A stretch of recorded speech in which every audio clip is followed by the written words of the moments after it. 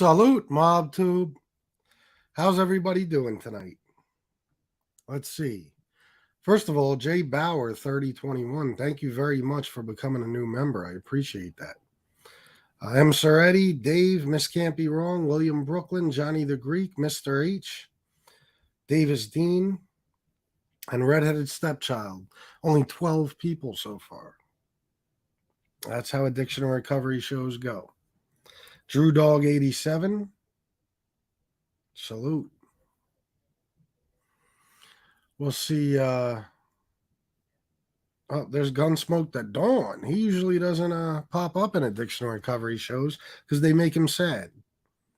You know, they make him want to smoke weed. What's up, little brother? Oh, William Brooklyn wanted to come on? Oh, well, absolutely. Oh, hell yeah, William. Yeah, I'll drop the link for you in just a minute. That'd be great.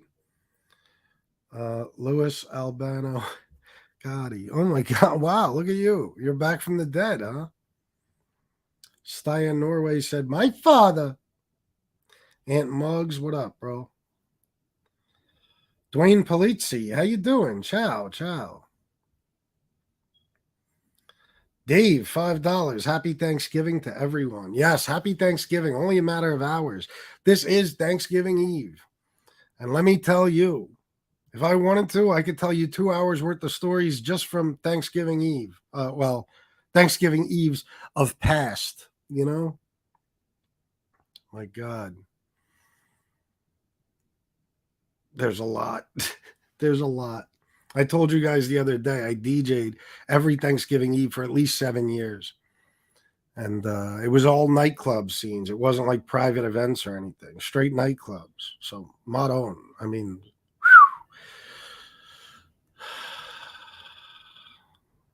yeah. Do I have to say more, really? Since William Brooklyn will be coming on, though, I won't bore you with my stories. Maybe later. But I wanted to do this. Yes, Tony Duck's biggest drinking night. I wanted to do this tonight for a reason. Okay, hold on one second. Gene Smith, Chris, I am trying to join your channel, but I can't find out how. Miss Can't Be Wrong, my buddy, can you please drop the link? Gene Smith, all you got to do is click this link that Miss Can't Be Wrong drops in the chat and follow the instructions. It's easy. Just click join and then enter your payment information and you'll be a member. Louis Albano Gotti, FBS, I just stopped by to wish a happy Thanksgiving to you and all your subscribers. Thank you, Louis. Thank you. You can go back to the afterlife now. I appreciate you.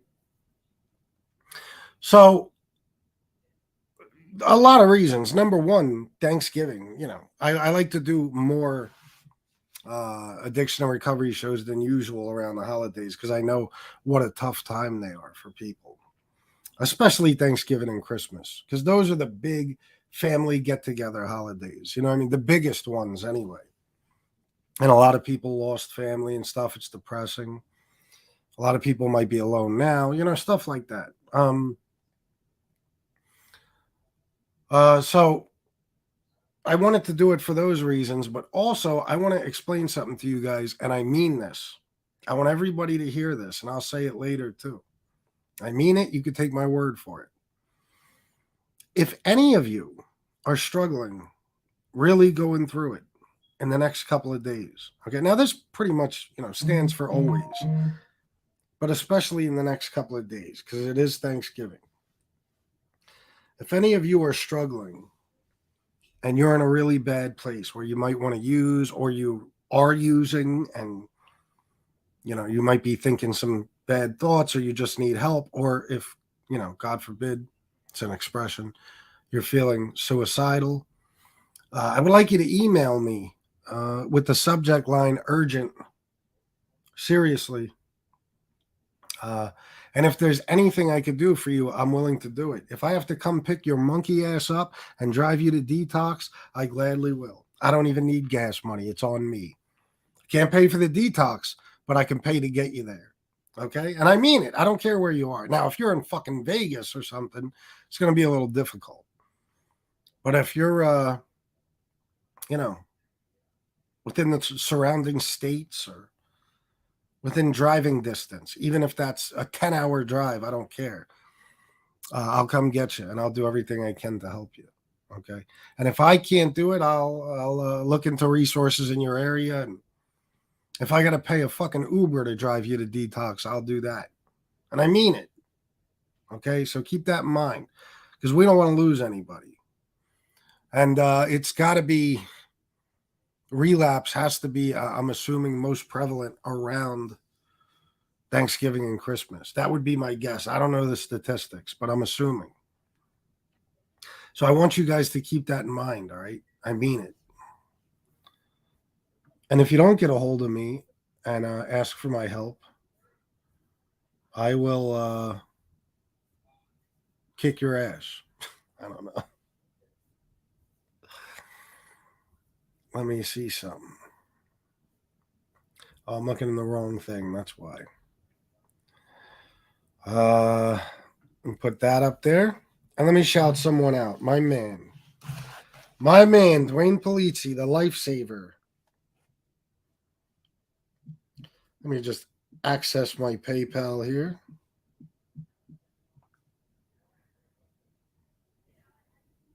Oh, shit. Look at you. $100. As usual. Dwayne always comes through. And he said, happy Thanksgiving to the Lodrago family. I will be on the travel a bit, but see you back here soon. Happy Thanksgiving to the Polizzi family as well.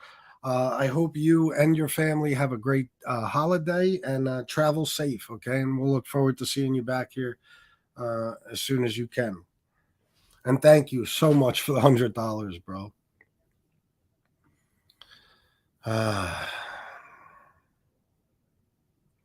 FBS, isn't Lee a drug and alcohol counselor? Yeah, right. He claims he has a fucking degree or license or certification or something, please. He's a fucking drug addict. That's what he is. And he refuses help. So William Brooklyn, you ready? You better be, goddammit. Gene Smith, new member. Thank you. I'm glad you figured it out. Thank you so much for becoming a new member. You guys are the best. There's the link. William, if you're ready, I am ready to have you on. And I'm looking forward to this because I love hearing other people's stories. Hopefully William isn't trolling me and isn't going to come on and say like, fuck fap old Sicilian or something. You know, that would hurt my feelings. Be very mean.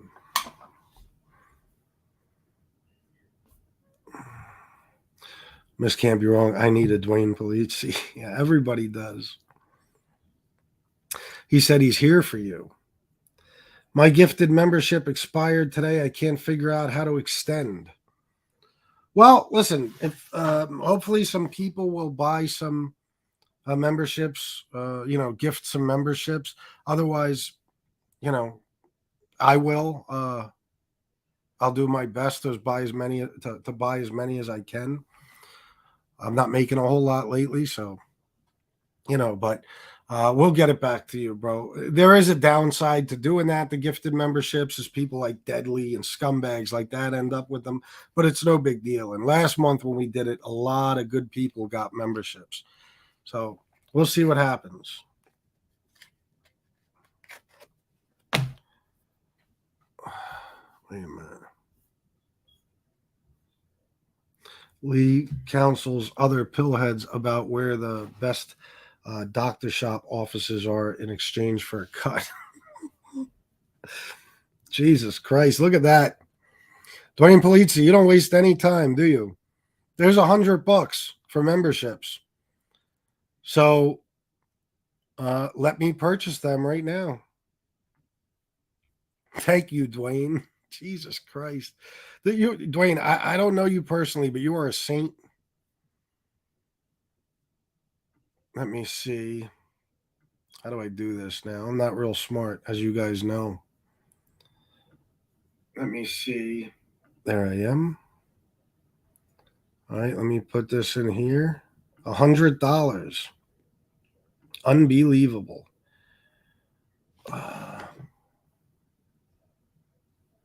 Oh, look, there's an option for free member milestone chat. What's that? I wonder. Membership gifting. So what can I get? 20 memberships, $99.80.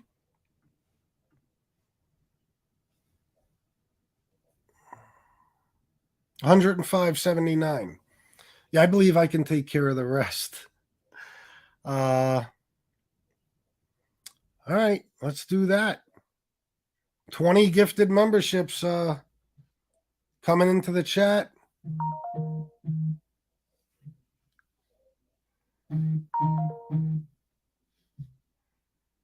Oh, William, I don't want to say your last name, but thank you very much for the $20. I just got that from you. Thank you. Let's see who got them. Maverick, Styan Norway,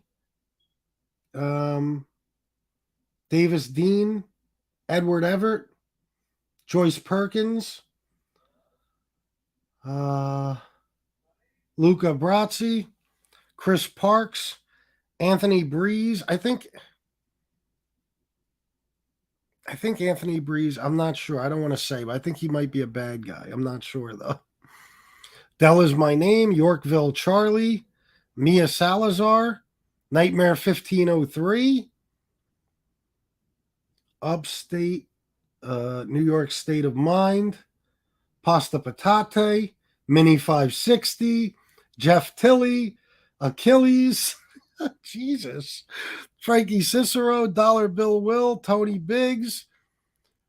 Fantastic. Holy shit. Unfortunately, Batchelder Street didn't get one yet, but that's great. Dwayne, listen, Dwayne, I love you, bro. Thank you so much, man. That's great. I think pretty much all of them are good guys. I have my doubts about. I think is Anthony Breeze the guy that fucking hates me? That I think he is, but I'm not sure. He might be a bad guy. But that's fantastic. Wow, thank you so much, Dwayne. You're awesome, bro. That's great. FBS, get the Stone Sailor. No, I watch FBS. I don't comment. Okay, I thought you were a content creator. I'm not sure who I'm thinking of. Good to see you, and I'm glad you got a membership, bro. Please thank Dwayne. So let me see. Wait a minute.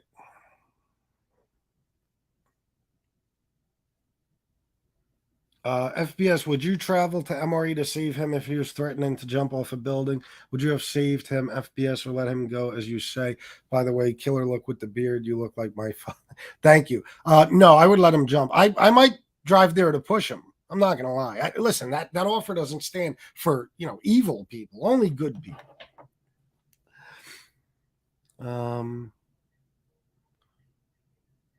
Yeah, Batchelder Street. I don't know. See, it's just the luck of the draw. You know what I mean? But we'll get you one, bro. Do you know how to do it? Like if I send you the money, can you just buy it? Can you use the link Miss Can't Be Wrong drops? Doesn't Stone Sailor have a wrench? He certainly should. Wait a minute, hold on. I think FBS get the Stone Sailor. What do you mean, a membership?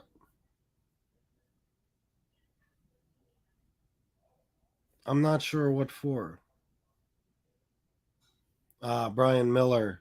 I'm sorry to hear that, bro. Stay strong, man. You got all of us if you ever need to talk to anyone. Stone Sailor has a wrench, though, right? Is he in here?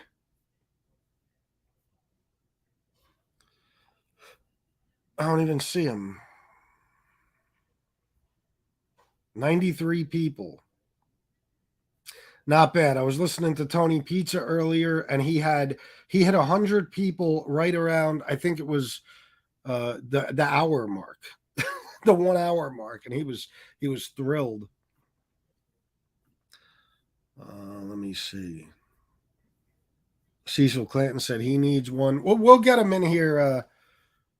We'll get him in here as we go. You know what I mean? We can't take care of everybody tonight, but we'll get more gifted memberships into the chat. I told you I'll buy some myself like last month. We'll We'll take care of that. Where is Stone Sailor? Oh my God, you didn't have a wrench, Stone Sailor? I'm so sorry, bro. What the fuck? Stone Sailor's a member of the family and doesn't have a fucking wrench? That's bullshit. Oh, Johnny the Greek, member for 1 month. Awesome. Thanks for last month's membership. I appreciate it, so I renewed myself. Oh, that's great, Johnny the Greek. Thank you, bro. Thank you very much. All right, so Big Dog is a troll. Whatever. He's never done anything to bother me, so. How do you gift memberships? Tony Ducks, you click as if you're going to give a super chat, and then it'll say membership gifting. It'll say membership gifting, and you just buy the memberships and they go into the chat. And YouTube dishes them out. That's the only thing. YouTube decides where they go. I don't. If I did, I would have given one to Batchelder Street and a bunch of other people, but I don't. Oh, Batchelder Street is a member now. Welcome to the Bully Slayers. Thank you very much, Batchelder Street. This is fucking great.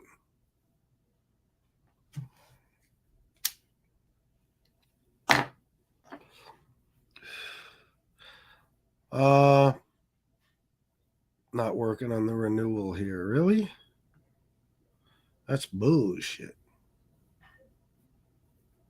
So let me see. Let's give it a couple minutes. Stone Sailor, no problem, bro. I apologize to you for not giving you one sooner. I don't even think about it, though. You know what I mean? I'll give it a couple minutes. I'll drop the link again. William Brooklyn didn't jump on. What the hell happened? I have super sticker, super chat, and free membership milestone, no gift membership. I think, Tony Ducks,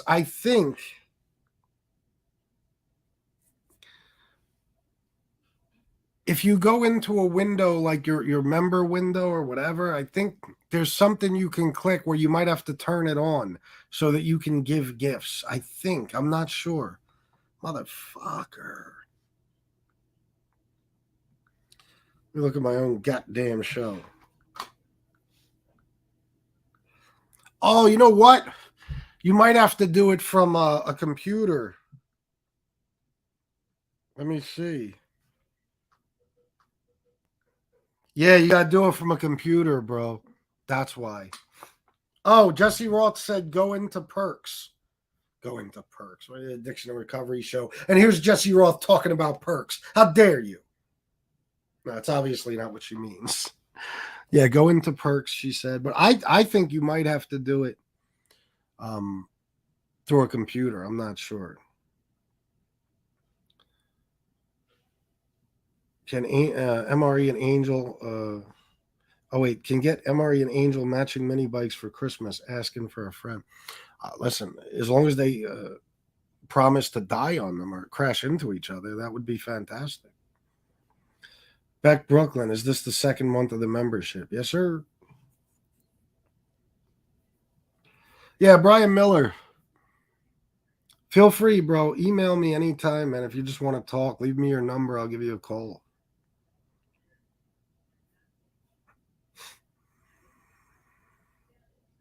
You can only gift subs from a PC. All right. Well, in the meantime, listen, where'd William Brooklyn go? What the hell happened? Here's the link again if anybody wants to join. And I hope somebody does, because we got to talk some addiction and recovery stuff. We're 20 minutes in.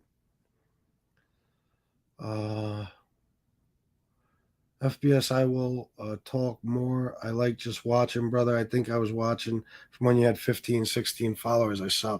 Oh, Anthony, that's awesome, bro. Thank you. Yeah, I think I just had you mistaken with somebody else. That's my fault. It's my fault. I'm not seeing anywhere under perks. Are you on a computer, bro? Because I can't do it from my phone. I got to do it from the computer. Yeah. When I click on the dollar sign, it says Membership gifting, buy memberships for multiple viewers.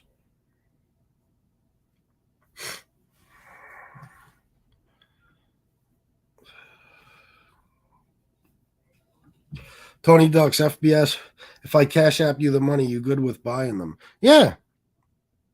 Yeah, absolutely, bro. If that's okay with you. Sure. I don't understand. What happened? William Brooklyn, would you flake out on me? That's all right, bro, if you don't feel like coming on. I don't even know if he's watching anymore.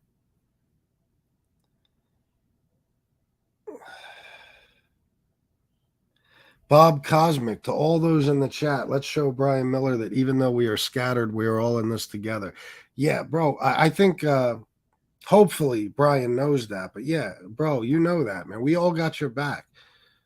And I'm sure anyone in the chat, and of course, as well as myself, I already said that, will be willing to give you a call, talk to you if you need somebody to talk to. Whatever you need, bro. We're here for you. I know this has to be rough. I can't even imagine. And I'm so sorry. War as well. I'm sure this is a tough time for War. We love you, bro.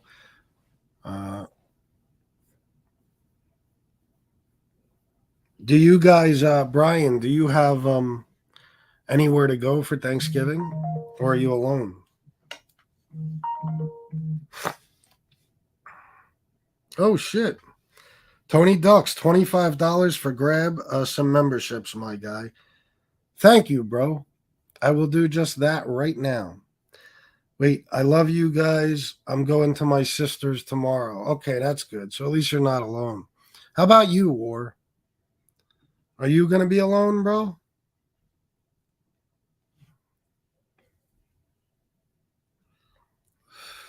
I'll look what Dave said. FBS, if anyone in my area needs a ride, I will go for you. That's fantastic. That's beautiful, Dave. Thank you, man. Yeah, and you know what? There's people even in this chat from all over the fucking country. So I'm quite sure, no matter where you are, there's one of us that can help you. That's great. That's very nice of you, Dave. See, we all got each other's backs.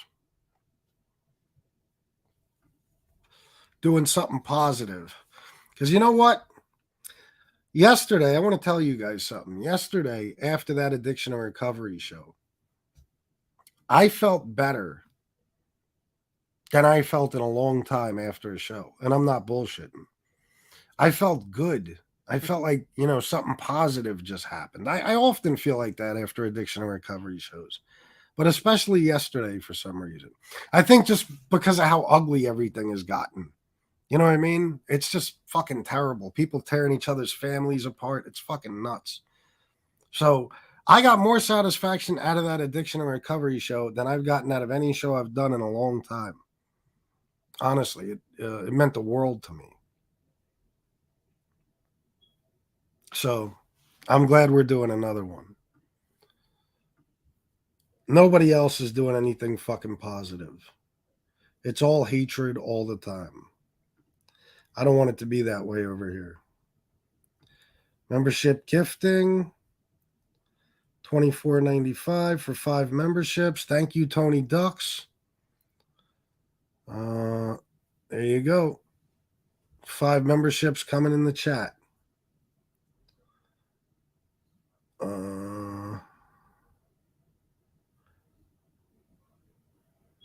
Brooklyn Rob 1 got one. Cinnamon Muff. Johnny Boy. Mob Rats Exposed is a racist and a fat rat. Walt Liquor. Good shit. Nice. Nice. That's awesome, Tony Ducks. Thank you. I gotta. Mob Rats Exposed is a racist and a fat rat. I gotta ask something. No offense, but are you MRE? Now, I know you're some of you probably think I'm crazy for asking that, but let me tell you why. And I sent screenshots of this to Gunsmoke and Common Sense and Mustache Pete. In that report I got, the one that I was reading from last night, the report on MRE, that report is about, I think it's about 7,000 pages. Okay. And believe it or not, most of that is stuff from his social media profiles. But on one page,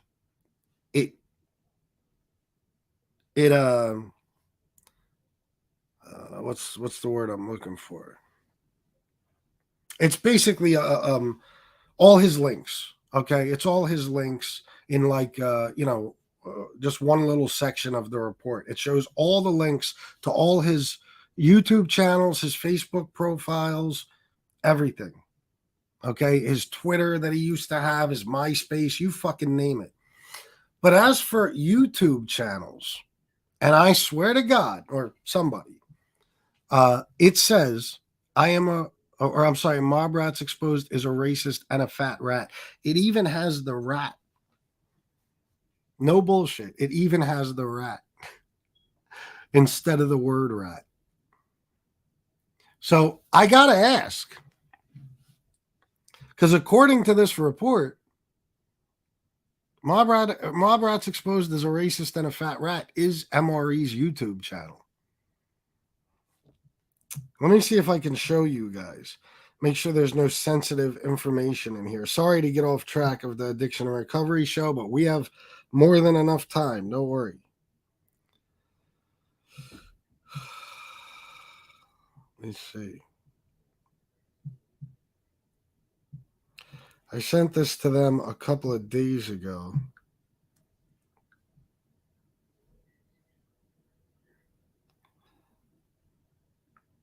Oh, shit. Make sure there's no... I almost put up some sensitive information. I can't do that. All right, so I'm going to show you guys this, okay?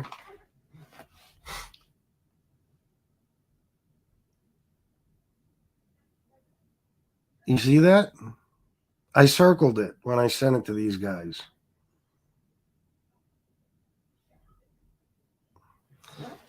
How crazy is that?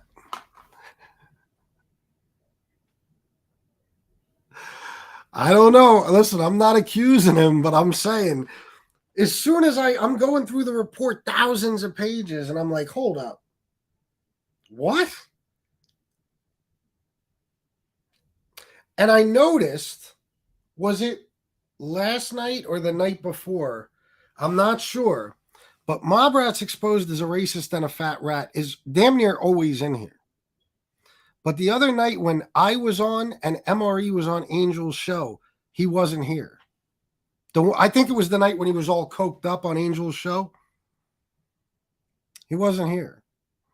So, I don't know, guys. I don't know what to make of it. But that's awfully strange, isn't it? Jesse Roth is making plans with Gunsmoke for a Thanksgiving. Where did Mob Rats Exposed as a racist and a fat rat go? Where did he go? Oh, shit. I don't see him anymore.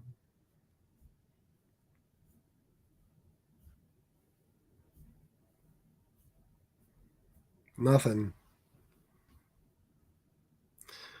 Tony Ducks, I don't think it's him. When you go to the channel, it's a page that basically has all the info on it. Yeah, I mean, maybe it was a mistake because the Mob Rats Exposed name is in there.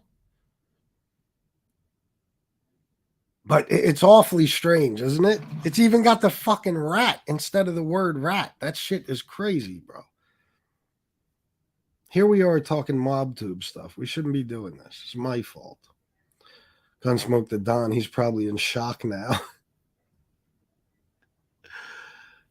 He's not talking now. Yeah, what the fuck, bro? Maybe it's somebody I know and he'll email me. I'm not really sure who, at least I was never sure who that might be, but this is strange. Let me get back to StreamYard. All right. He's probably in shock now. Yeah, wouldn't that be some shit? If it was MRE and he just got found out, he's got to be like, there's no fucking way they could have found this out. Oh, guys, listen. Mark my words. Trust me when I tell you. This stuff that I gave you last night is just the beginning. It was just what I could put together for that show. You know what I mean? There's so fucking much. There's so much.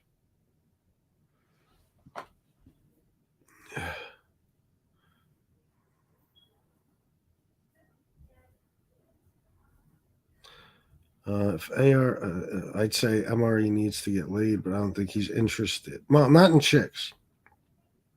I don't think he was even in the chat. I think he just got a free membership. Okay, maybe that's why. All right, so listen, I'll drop the link again just to see. I know we've been all over the place. If nobody joins, I will just, I guess I'll maybe think of some other stories I could tell you guys. And we could talk, to people in the chat and stuff like that. But guys, listen, if anybody is willing to come on and share your story, please do. Except for Gunsmoke. You're not allowed. Just kidding. JC, I was going to ask JC. I think JC has said on here that he had a problem with opiates at one point. I'd love to hear JC's story. Anybody. It's got all anti MRE stuff on that channel. So I'm still not convinced. William Brooklyn, come on. You asked me if FBS would let you on twice. Yeah, but you know what? He might have had second thoughts. I understand. It's uncomfortable. It's hard for people. But that's why I always say, and remember, if you come on here with a different screen, you can come on here as anybody. Come on here as pickle juice. It don't matter. I don't know what the fuck made me think of that. But you can put anything as a screen name. Okay? Come on as Dave Chappelle. Come on as Bert and Ernie. It doesn't matter. Roger Rabbit, and just keep an avatar up. Tell your story. Unless you want us to know who you are. All right, Tony Ducks. That sounds good. And we should actually, bro. Did you ever give me your number? If you did and I didn't call, I'm so fucking sorry. But yeah, leave me your number and an email, bro. I'd love to talk to you, bro. It's about time. It's about goddamn time. MobEntertainmentGroup.com. I will be back home in like 20 minutes. You willing to share, my friend? Mia Salazar. It's hard to share after learning Kane Shades came to this chat and then went back to Angels to mention it. It's too bad this can't be more private. Really? What do you mean like on an addiction and recovery show or just a regular show?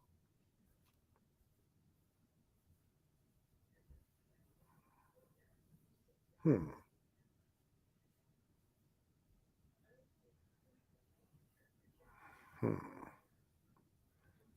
guess that's why it's always better to just use some random screen name than your actual name. Addiction and recovery shows are always good, sir. Thank you. That would be sick if Dave Chappelle grabbed the link. Oh my God, bro. You might actually see me starstruck. Ward did a fantastic job when he came on. He did. Angels Lowrider. I never had a drug addiction, but I did have a porn addiction. I don't know if you're being serious or not, but I'm quite sure you're not the only one in here. Yes, FBS, they always do that. Even on addiction and recovery shows. What the fuck? Why? They don't have, is it nothing sacred? Like, Beck Brooklyn, just bring MRE on and ask him how did it all start with becoming a Nazi? Yeah. Kane Shades impersonation time. Angel, I was just in FBS's chat, and let me tell you, this lady Mia said that one time in band camp, he's a fucking douchebag. FBS, I was told Lee sits on live with Angel and watches you if you're live. Oh, yeah. I've seen him doing that. Yeah, he's fucking, He can't take his eyes off me. Big, giant, fat funuck. JC said he will share. That's good.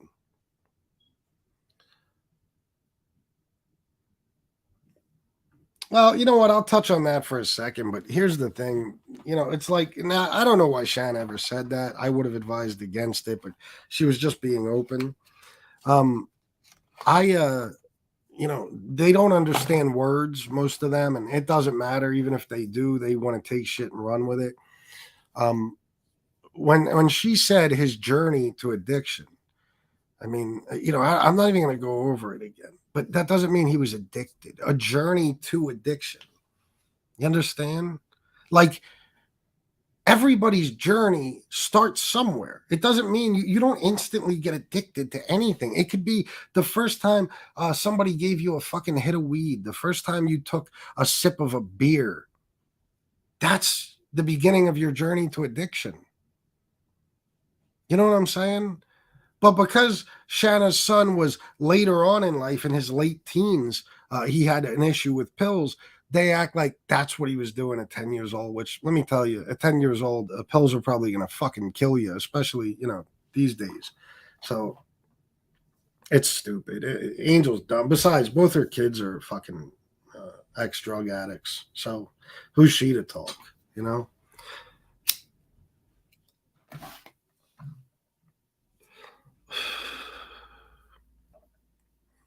And he was a white boy till he was 13. Oh, Cane Shades. I thought was it 13?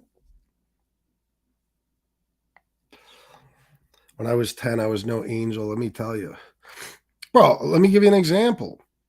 My fucking parents, we lived in Queens. My parents were very protective of me because my brother was a maniac. You know what I mean? It was running away and getting in trouble, getting arrested, all kinds of shit. Okay.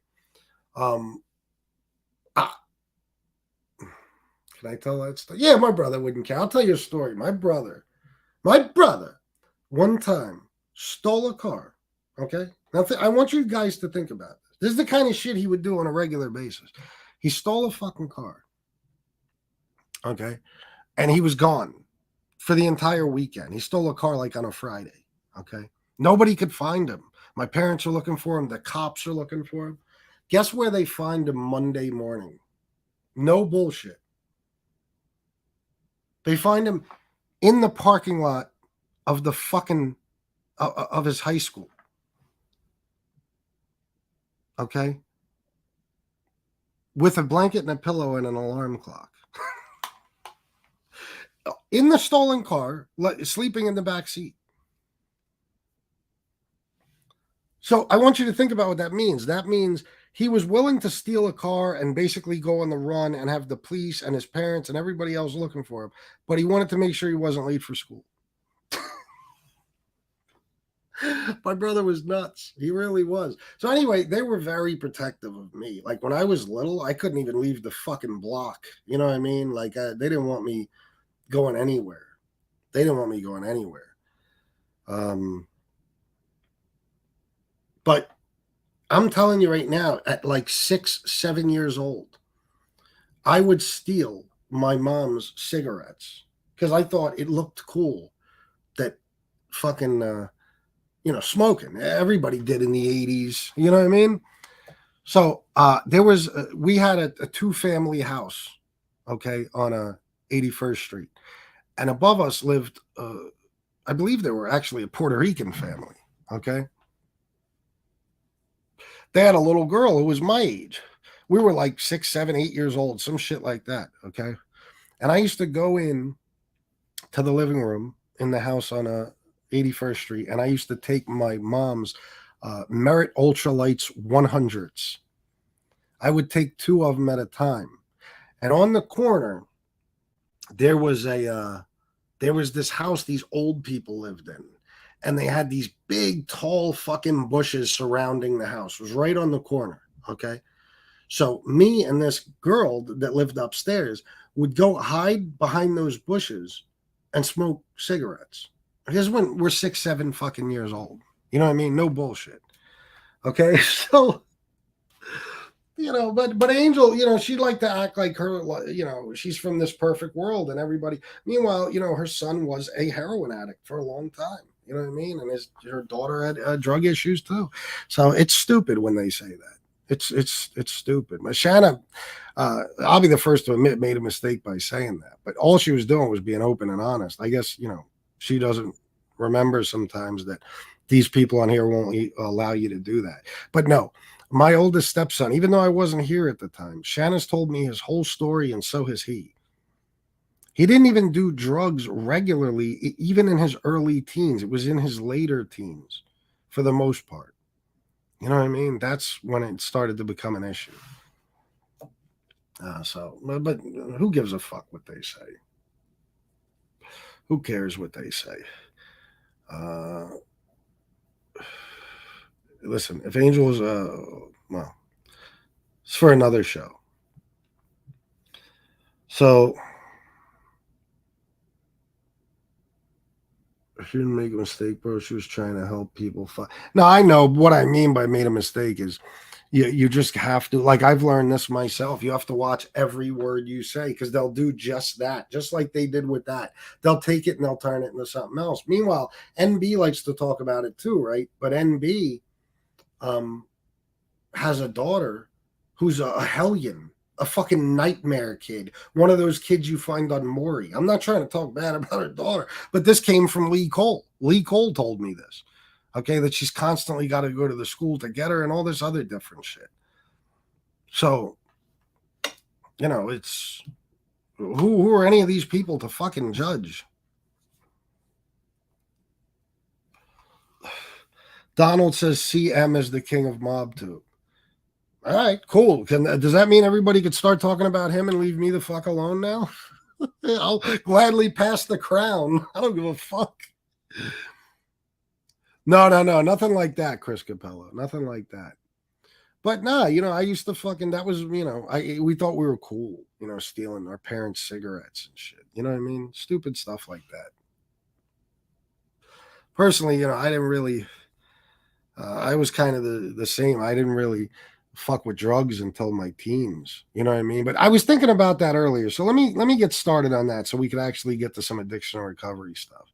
Oh, let me read that first. I started smoking at 10 and quit at 35. Yeah, I started at 13. My mom quit smoking about 2.5 months ago.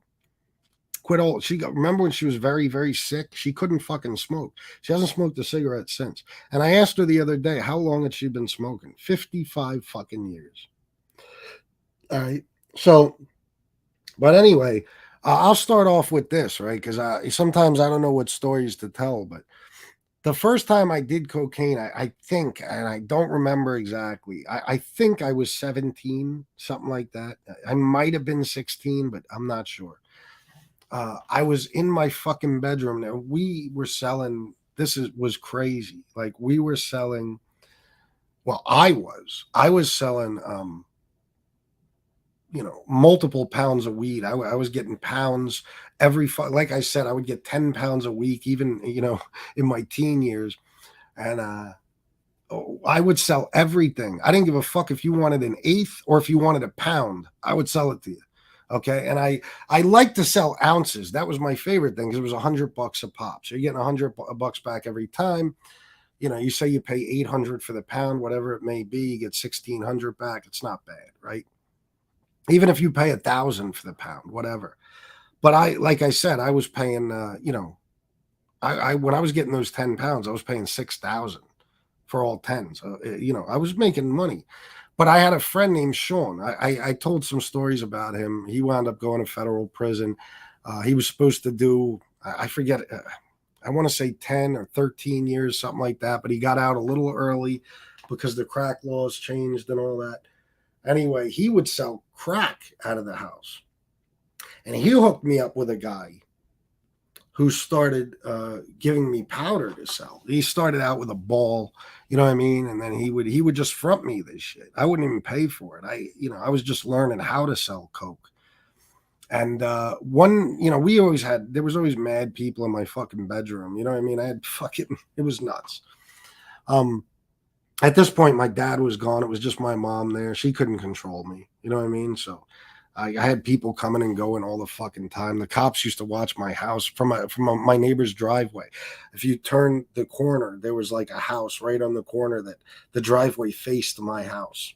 You know what I mean? And this one cop would park there every fucking night and watch my house and just take pictures and stuff. My mom's house, I should say. Anyway, one night everybody left, and we had Scarface on.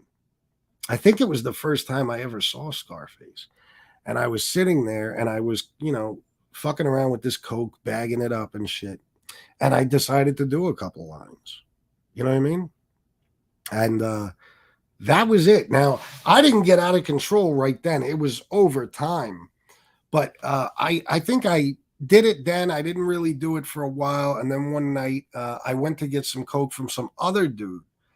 And we were in the car, and this guy actually did Coke. So he pulled out a CD case, and he poured some out in the CD case. And I pulled the car over. It was nighttime. And I did a line. And it was probably the only time I did Coke that was exactly like the first time. The smell of the Coke, the fucking drain, the numbing, the fucking, it was magical as it, seems at the time. And, that was it. I didn't become like a full blown addict really for a while, but I was, in love. You know what I mean? I loved it. And I loved the fact that Coke was known as, even in the 90s, Coke was still like a glamorous drug. You know what I mean? In the 70s and 80s, Studio 54, all this shit. You'd hear about Hollywood celebrities that put cocaine in their coffee in the morning. All the stars did it. It was like the classy drug, as silly as it sounds. Crack was like, that always had a stigma. I had no interest in that. And weed, I just hated. You know what I mean? I hated. But there was 3 drugs I had around me: weed, crack, and cocaine, powder. And the powder is the only thing that sparked my interest. And Jesus Christ, has it been a long fucking road, man. My God. Talking about by the time I stopped, when I went to rehab, 24 years or something. Now, that wasn't steady. Like I said, I had periods of sobriety. Sometimes for years. And there was times when I just sold Coke and I didn't even do it. I was good like that. It was weird. Like once I was clean, I wouldn't even sell it anymore for a while. I wouldn't even sell Coke. You know what I mean? I just stayed away from it. Then I would decide to start selling it again. And there was 1 or 2 times where I sold it for quite some time before I even started using it again. You know what I'm saying? I was good at that. But that fucking drug was almost my obsession. When I was using it, I was fucking using it, man. And I ruined so much, man. I fucking ruined so much shit. Like, there's a story I don't even really want to get into, but I ruined the whole fucking holiday. Luckily, I only ruined it for myself, nobody else. But I think about that fucking day till this day. And this is, what are we talking? 12 years ago? And I think about it and I'm like, you fucking loser, but you can't do that. I mean, it's especially if you're doing well now, but that's what I do to myself. The past fucking haunts me every day. Dwayne Polizzi, $20, FBS King of Sobriety Tube. Thank you, bro. Thank you. That's a new name Dwayne just coined. Thank you so much, bro. Dave, $2 FBS. I'm proud to call you a friend. Same to you, Dave. Absolutely. And thank you, man. That makes me feel good. Piggy, what does this have to do with the mob? Oh, maybe you didn't see the title, stupid ass. And Piggy is your mother, not me.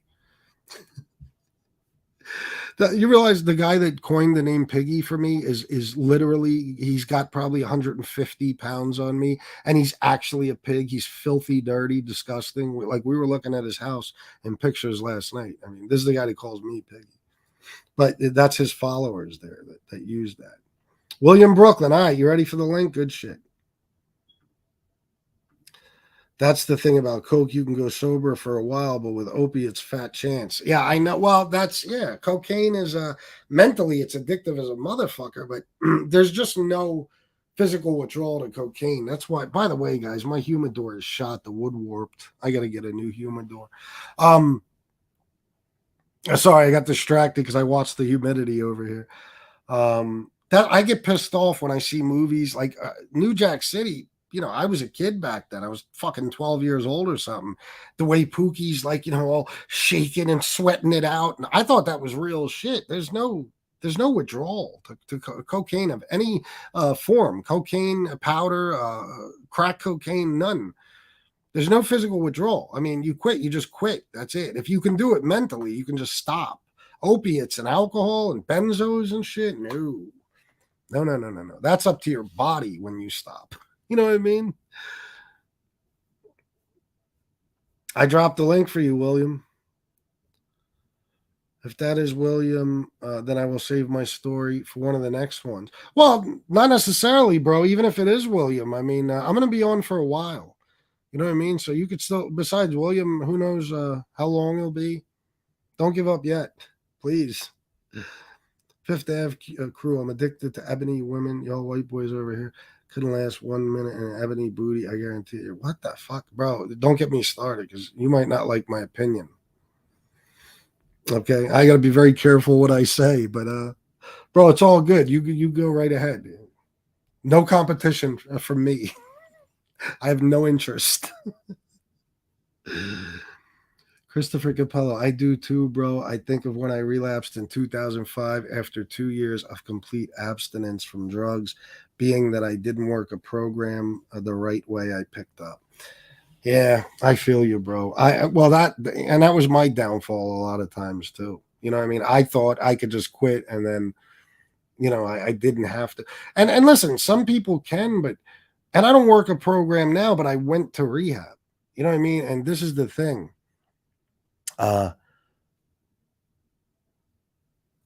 It might sound stupid, but I think you could say I found myself kind of when I was in fucking rehab, and I decided that I want to live clean and sober. Whereas anytime I got clean on the street, it was almost like I was doing it for the people around me. And even though I was slightly motivated to do it for myself, it was never really for me.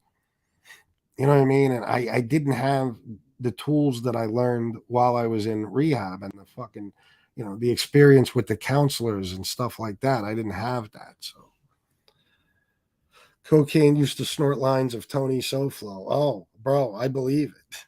Here's William. What's up, bro? Yes. I really can't hear you that good, but I appreciate your time tonight, man. I really do. Oh, absolutely.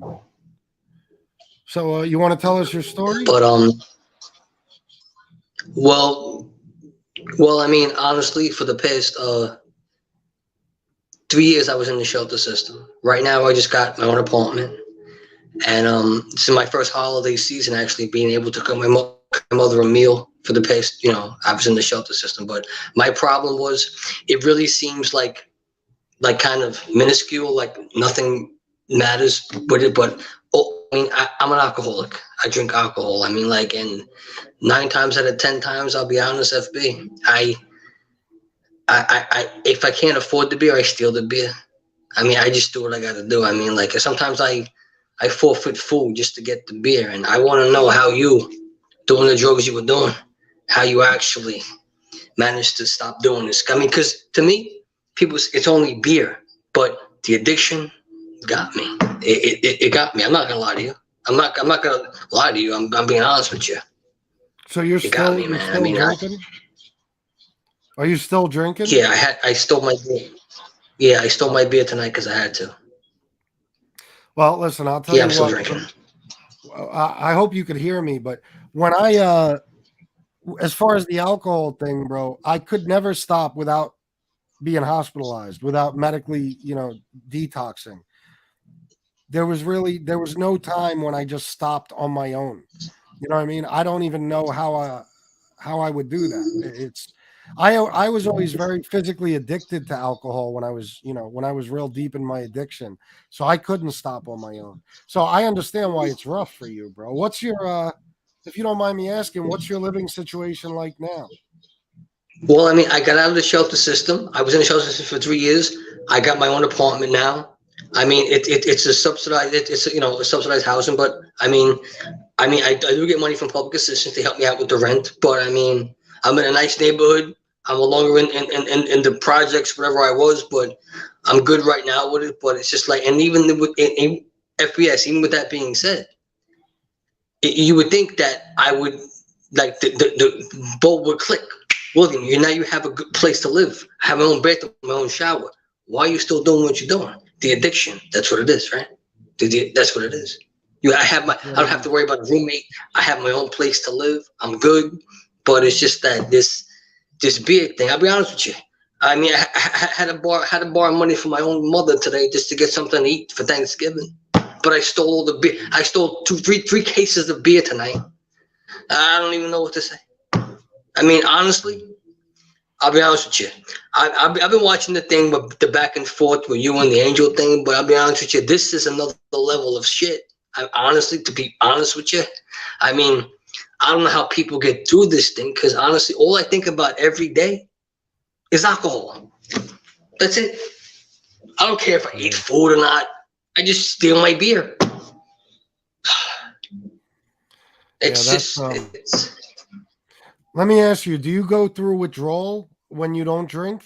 Like, do you get the shakes and do you get sick physically?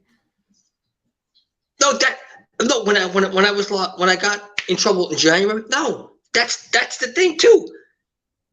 All you drink is beer. My friends told all you drink is beer. You don't get the shakes. I've been drinking. I'm pushing 50 years old here. I don't get the shakes, nothing. But it's just so what's the problem? But no, don't. But now it's just like now it's actually now I have my own place. Now I have my refrigerator. My refrigerator is stacked with beer, but no food. You know what I mean? It's like you just said. Like not even. I mean, it's like you said. It's the addiction.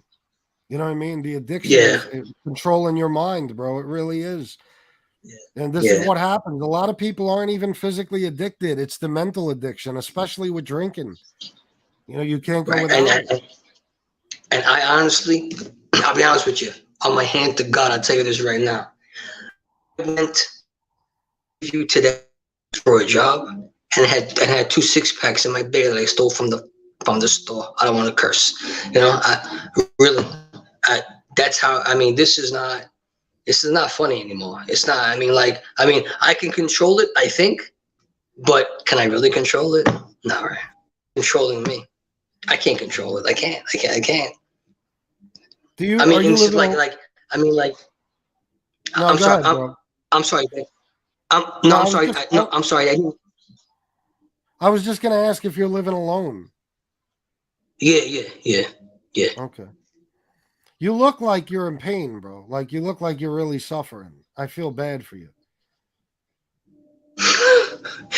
No, does that mean like I look? Oh, this guy's a fucking mess. I don't want to curse. This guy's a fucking bad.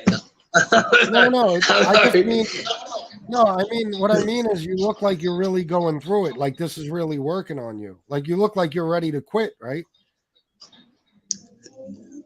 No, I want to put this bottle down, man. I want to put this shit down. I mean, listen, I've been searching for answers at the bottom of this bottle for 40 years. I haven't found an answer yet. I think I should put this bottle down. I think it's about that time I do this. You know what I mean? Because I'm not finding any answers here. All I'm finding is more problems. That's all I'm finding is more problems, man. That's what happens, bro. It only gets worse. Yep. Have you thought about going into a detox or a rehab? No, I don't want to do it because I thought they were going to give me medication.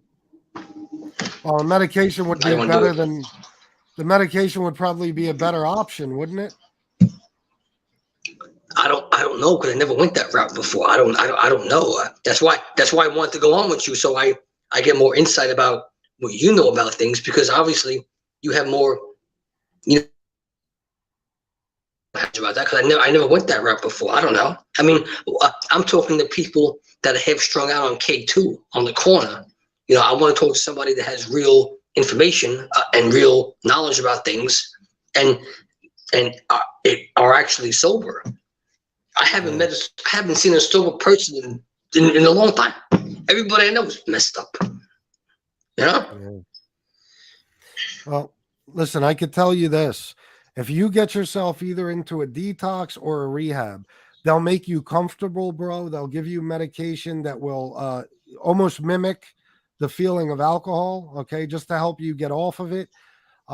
They will give you counseling, stuff like that. They'll give you all types of tools to use to keep yourself from drinking again. And I'm telling you, I think it would be the way to go for you, because you look like you've just had it with this shit. Like you're not enjoying this. If I mean, no, I mean, if I can just wake up tomorrow, I try to taper it down, because right now I tapered it down a little bit, because I was actually up to I was doing I would say 3 6-packs every day, but now I'm down to 2 6-packs every day. That's what I do now. Yeah, I do 2 6-packs every day. So I mean, I'm tapering down a little bit, but I mean, maybe I could just drop it down to maybe 1 6-pack every day. I don't know. I don't know. If you can, it's better than nothing. That's for sure. Do you get drunk at all anymore, or is it just the ritual of drinking? Oh man, that's a good question. Wow. Well, I mean, like, you know, I do my ritual things. Like, I mean, honestly, I'm drinking my Budweiser. My Budweiser makes me feel good for the night. The Heineken in the morning makes me go to the bathroom. Other than that, the Guinness gets me through the day. I'm sorry, I dropped the phone, but that's my trifecta. I got that going on. I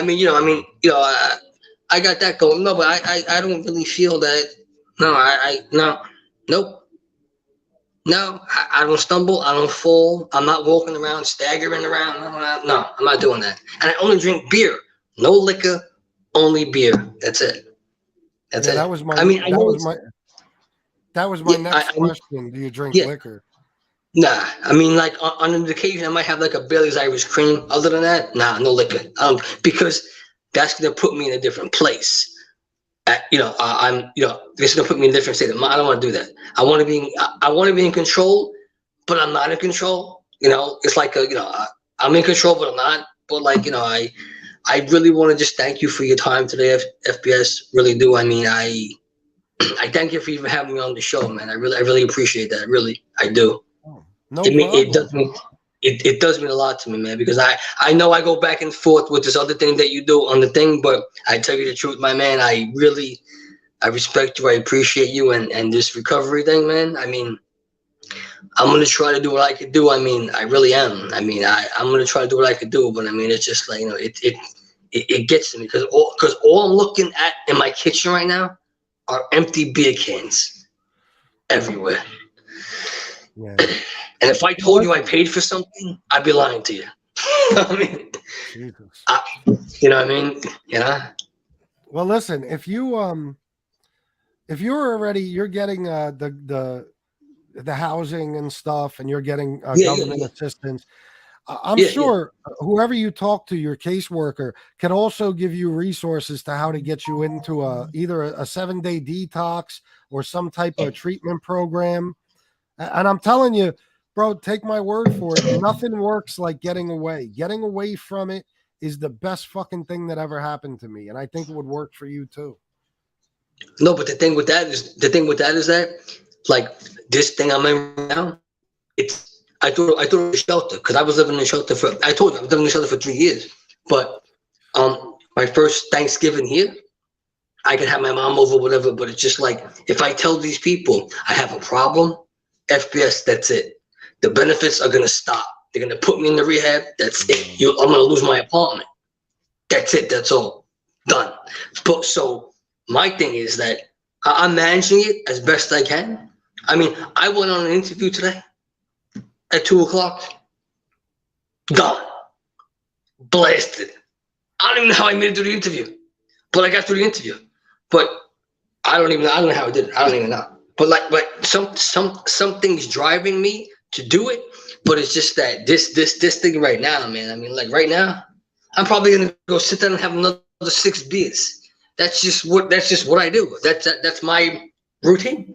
That's what I do. I mean, this cycle has to stop somehow. Yeah, and the fact that you're not around anybody sober doesn't help the situation. No, I met a guy today in the building. I'm like, listen, I don't want to meet. I'm not looking to meet new friends. I mean, but you aside FPS, because honestly, I see your content. I watch your things, but other than that, man, I don't want to curse, but it's just like I'm not trying to be a bitch here because I know people go through real addiction things with like cocaine and stuff. But I mean, it's only beer. So like, is it really that bad, William? Is it that bad, man? Like. You know what I mean? If you feel like it's not a hard drug. Listen, alcohol is the hardest drug, and if you feel like you need it to the point that you're actually stealing it, then it's a problem, just like anybody else's addiction, bro. It's just as bad. Especially think about what you said. You'll steal beer, but you won't steal food. Right. I mean, look, I can go 5 days without eating food, but I can't go 24 hours without having alcohol. I have to have the beer. I have to. I can go 5 days with food. Yep, definitely can. But a beer, I need the beer. I need it. I have to have my beer. I have to have it. I have to. I have to have my beer. I can't do it. No, I have to have it. So you have no options. You can't go to a treatment program because you'll lose your apartment. Right. But I mean, what I'm gonna do is like the thing is that I have a couple of jobs lined up, and it's just like if I get these jobs going on, it could be that I'm doing the nighttime shift. I could like maybe taper this stuff down. You know what I mean? Like honestly, I'm still gonna have a beer on the job. I know what I'm gonna do. I'm William. I know what I'm gonna do. I already know it. But I can actually manage it a little bit better, but it's just like I mean, as far as stopping, I don't want to stop. I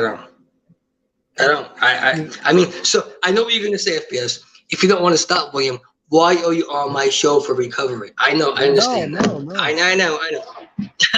know. No, bro.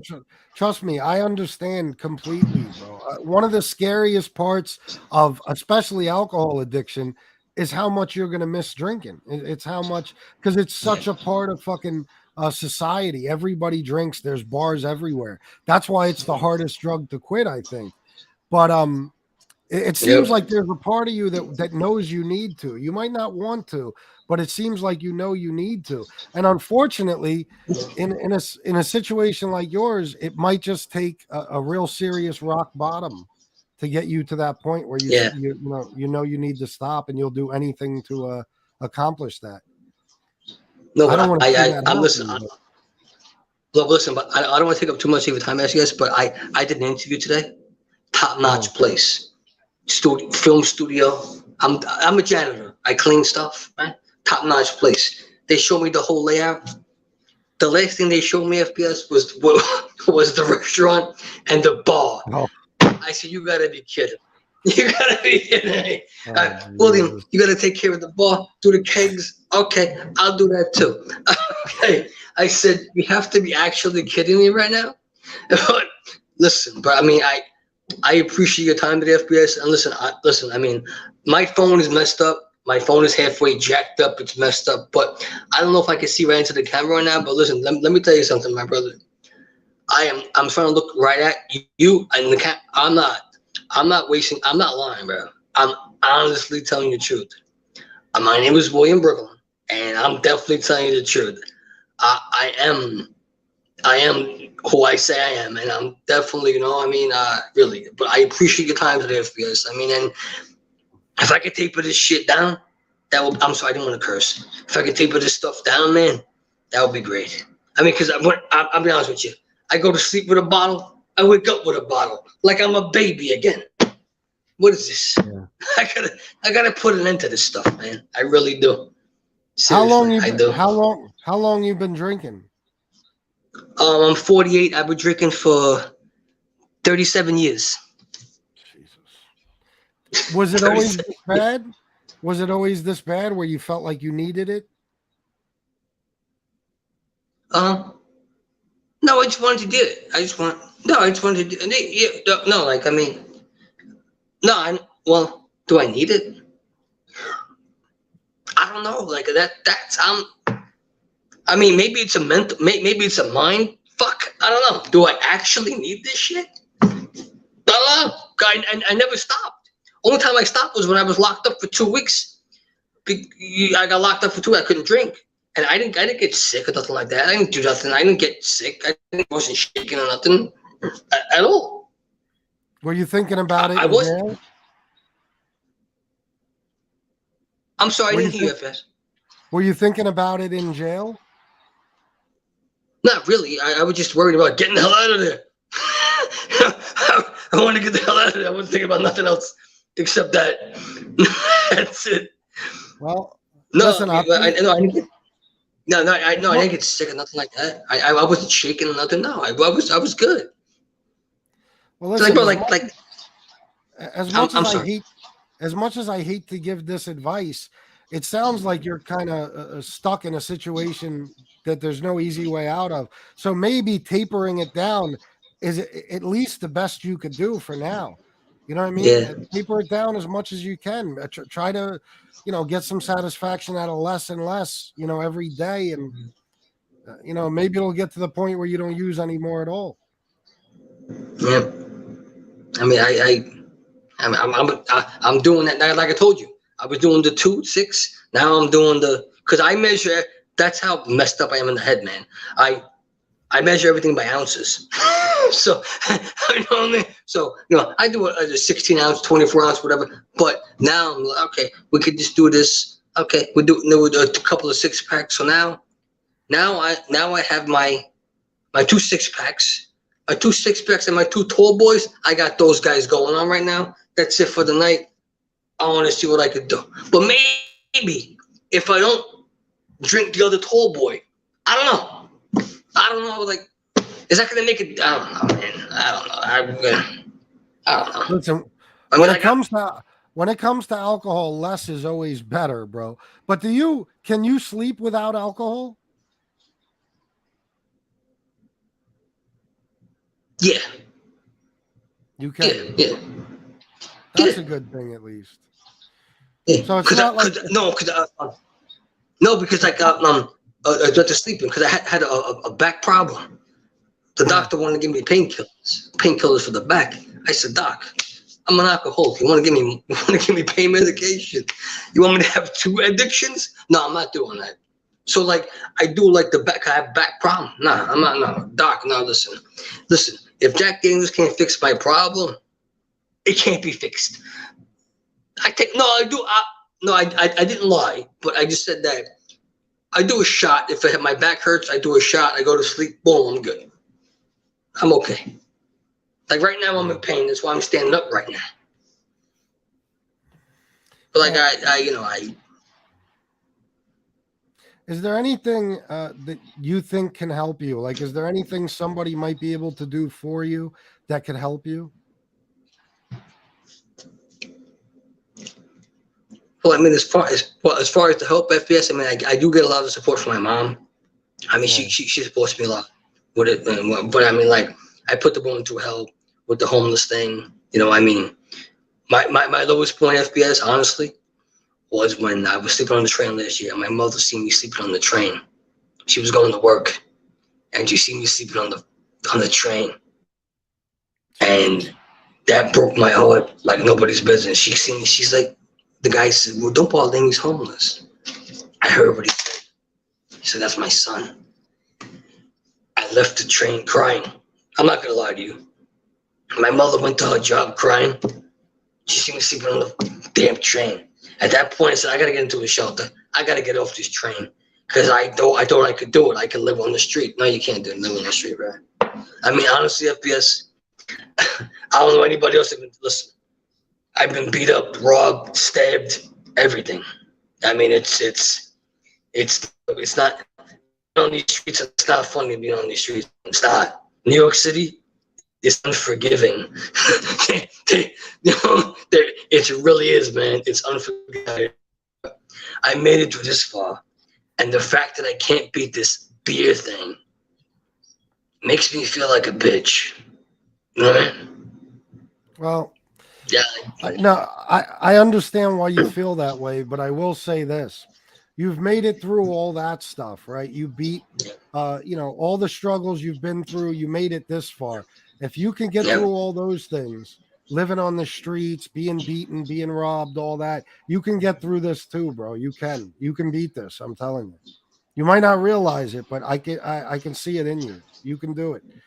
No matter what route you have to take, bro, even if you have to just try to taper it down, whatever, as long as you have it in your head that you have a problem and you need to start working on fixing it, then I think you'll be okay.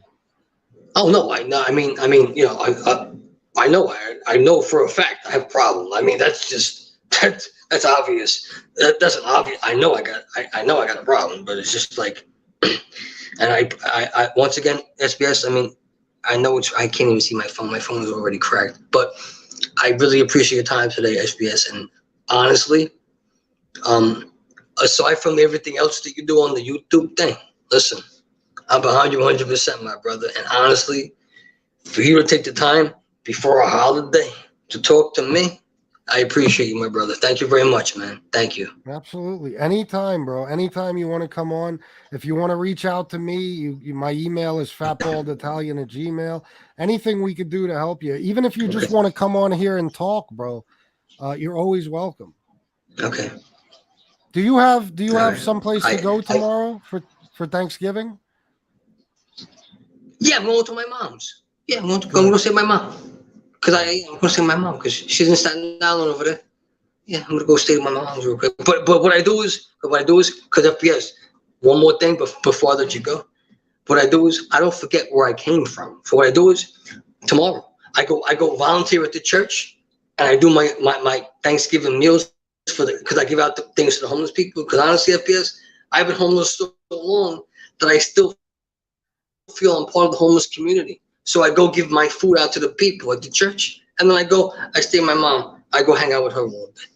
Because I never forget, man. Because I remember what it's like to live on that park bench. It wasn't too long ago, man.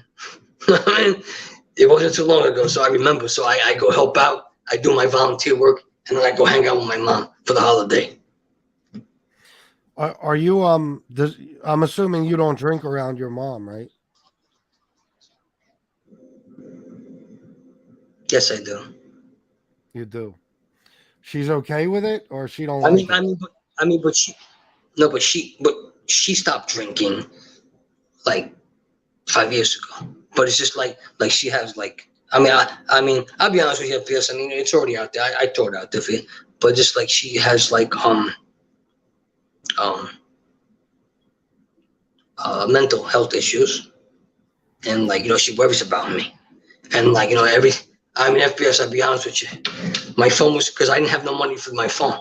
I had to go borrow money for the phone. If my mother can't call me, she gets very nervous, anxiety. She gets, what's my son? What's going on with this guy? What's up?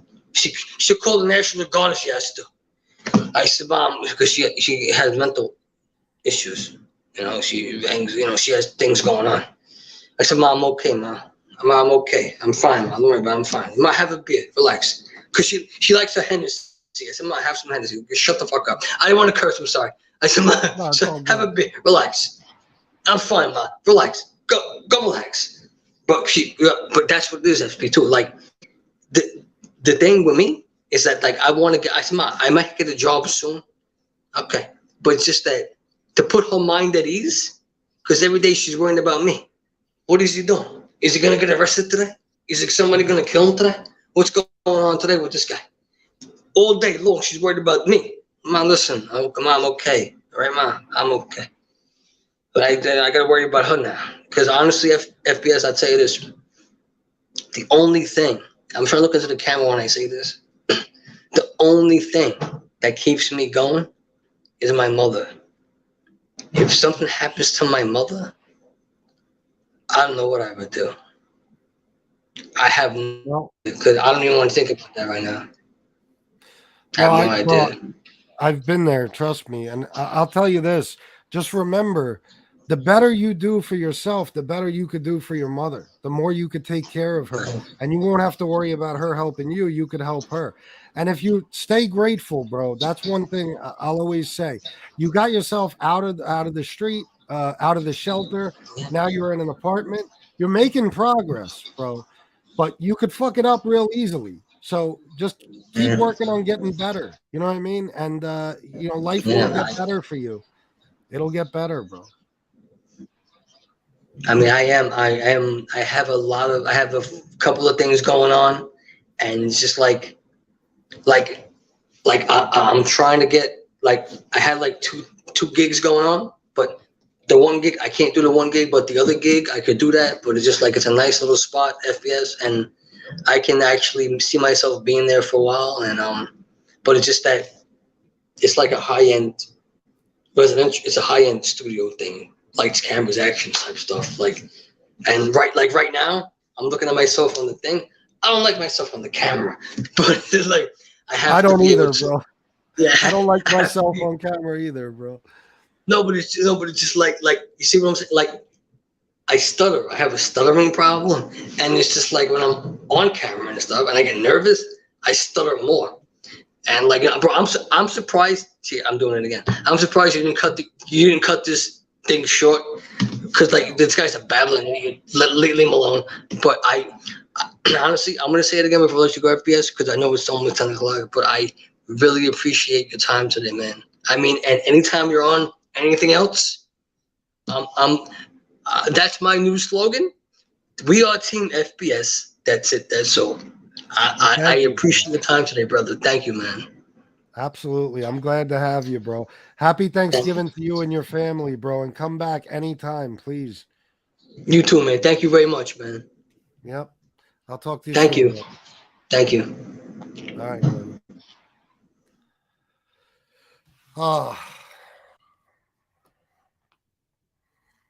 Yeah, I didn't notice, him stuttering. I was just listening to every word he said.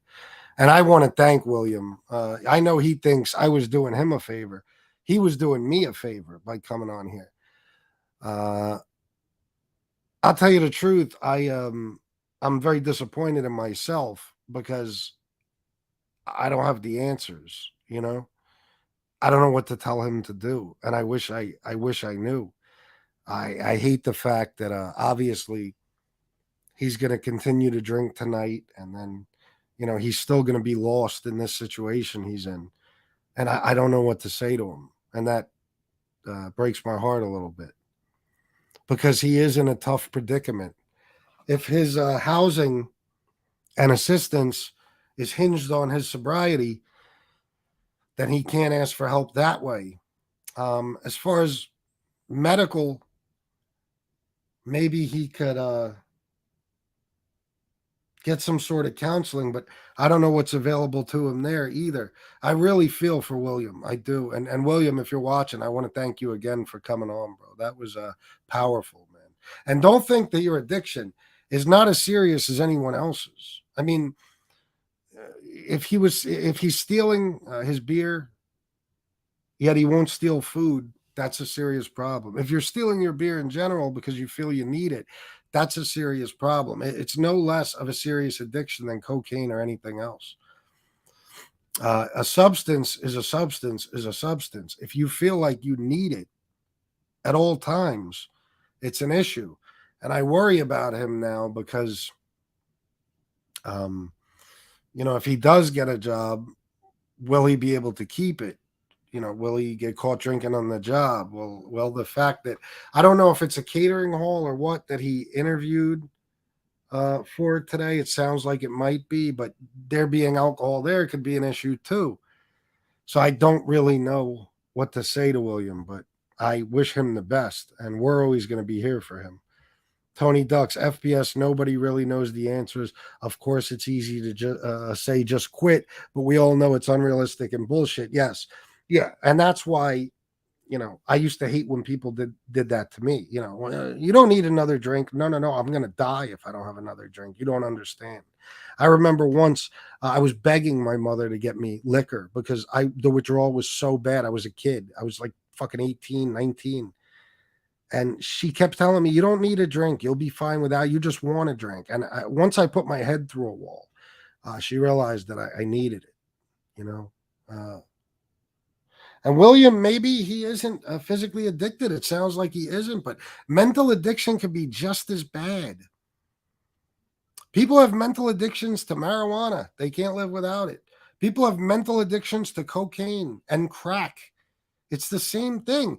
There's no difference between crack and William's situation with alcohol because he needs it and he'll do anything to get it, even if it doesn't cause a physical withdrawal.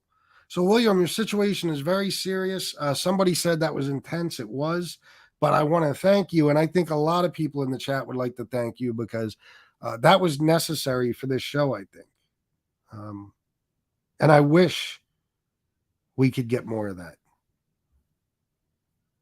Not that I wish, you know what I'm saying. I wish that more people who are struggling would be willing to come on and talk to us about it. Yes, Otis Driftwood. Absolutely, bro. Absolutely, my man. I would fucking love to hear your story. I just dropped the link.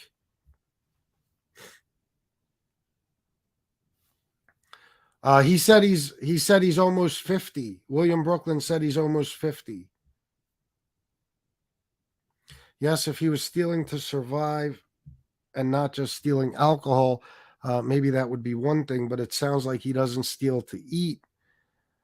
But he steals the alcohol, so the addiction is there. Yeah, without a doubt. As soon as he said that, yeah. He said he stole 3 cases of beer today. I mean, that's... And listen, as real, being realistic, I know the taper down thing 9 times out of 10 isn't going to work. But what else can you tell William at this point? I mean, it's progress if you can do it. It doesn't seem like he's going to quit cold turkey, and it doesn't seem like he's able to go away to get help. So if tapering down is all you can come up with, it's better than not tapering down, William. I'll tell you that.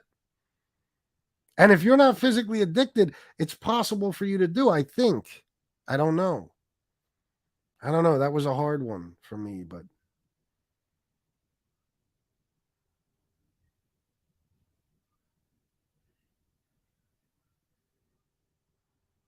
what? I know it's not cool, but FBS became Kool-Aid for alcohol. That's addiction, folks. Please get help. Try not to be alone. God bless. FBS became Kool-Aid for alcohol. I'm not sure what you mean, bro.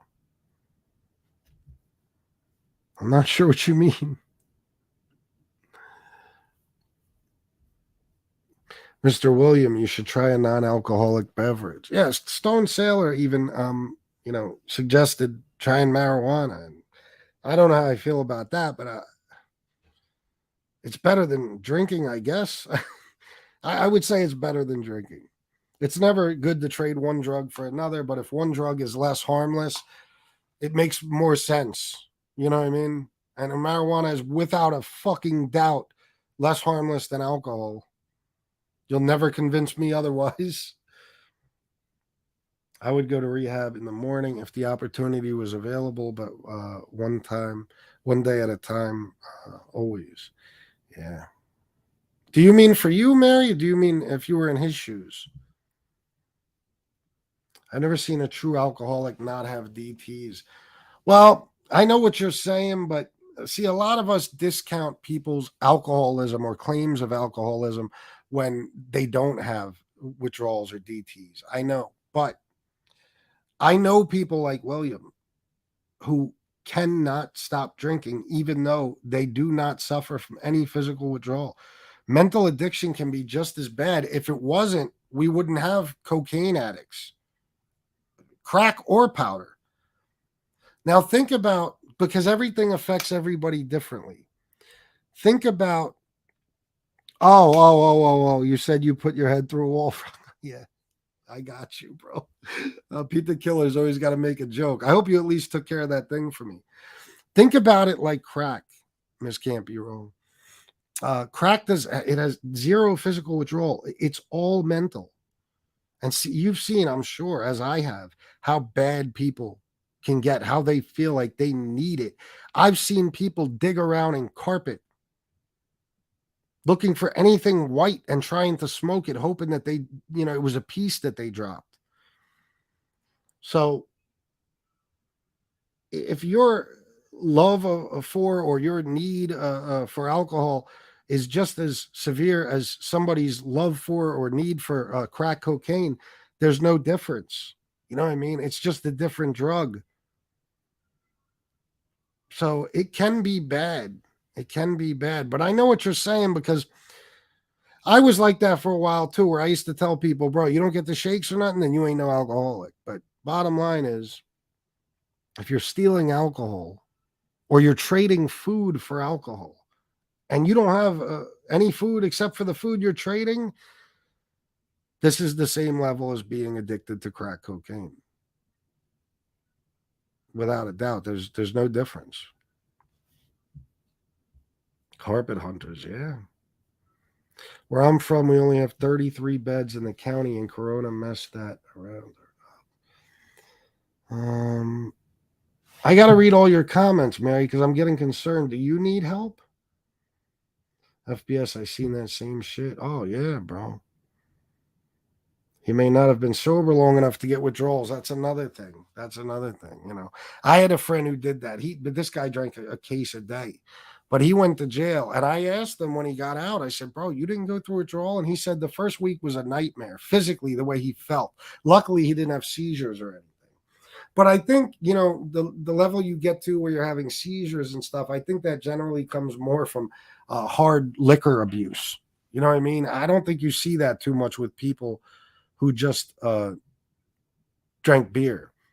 Oh, I know, bro. I almost died from it several times, Ghetto Press Productions. Facts, bro. It'll fucking kill you. In the country FBS. He said he's been drinking 37 years. I hope his liver hasn't taken a beating. I stopped in the 80s. What a rife that was, physical and mental. Yeah. Addiction is mental. Chemical withdrawal is a primary issue. Oh, my beautiful wife. New beginnings with Shanna. So good to see you here, baby.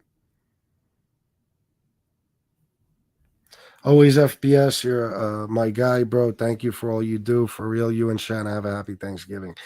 You and your family as well, bro. And thank you. Have a happy Thanksgiving.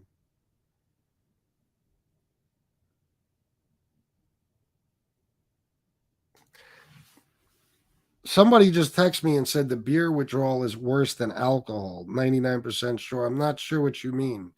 Do you mean than liquor? Because maybe it can be, but in my experience, it's not. I'm not sure. Not sure what he meant. I'm glad I'm done with those days. I hear you, bro. Let me get back up here because I feel like I missed stuff. And Otis, I dropped the link for you. I'll drop it again, bro. If you want to come on, or JC.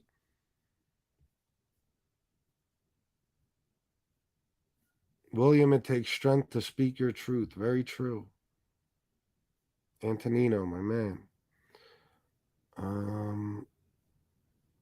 Tony Soflo said at least William knows he has a problem. That's the first step. Yeah, he wouldn't have came on here if he didn't think he had a problem. It's to me that he is addicted by his actions. Yeah.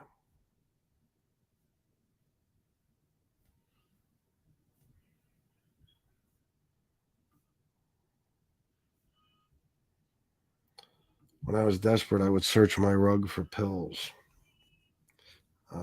I'm quite sure. I'm sure you would. He said he's. Oh, I read that one already. Sorry, I'm just going back through. get anything I missed. I highly recommend a hobby, brother, and volunteer work sounds like something you'd like if you can get your mind off the booze. Yeah, there's one thing that'll definitely always help, staying busy. But you heard what he said, too. It's all he thinks about. So it makes it hard, even if you're busy. Sometimes you can't distract yourself. See, I'm extra worried about William because he doesn't seem to have a lot of options. I've pretty much been a Bud Light or Modelo drinker all my life, and I've stopped before. I never had withdrawals. The bad withdrawals I had was from pills, opiates, like I said before. Ghetto Press Productions. Hard liquor will make you hallucinate and have seizures. I used to be a heavy whiskey drinker. When I stopped, I thought I was losing my mind. Yeah, without a doubt. The delirium tremors, bro. The DTs. I'll tell you guys a movie to watch. My mom had me watch this movie years and years ago. It's an old movie. I believe it's from the 50s or 60s. It's called The Lost Weekend. It really, there's a very good portrayal of what alcohol withdrawal and DTs will do to you. You think you got bugs crawling on you. Like Ghetto Press said, you hallucinate. I told you when I was going through DTs, when I was in the hospital, I was still going through DTs so bad after they induced a coma for 7 fucking days. When I came out of it,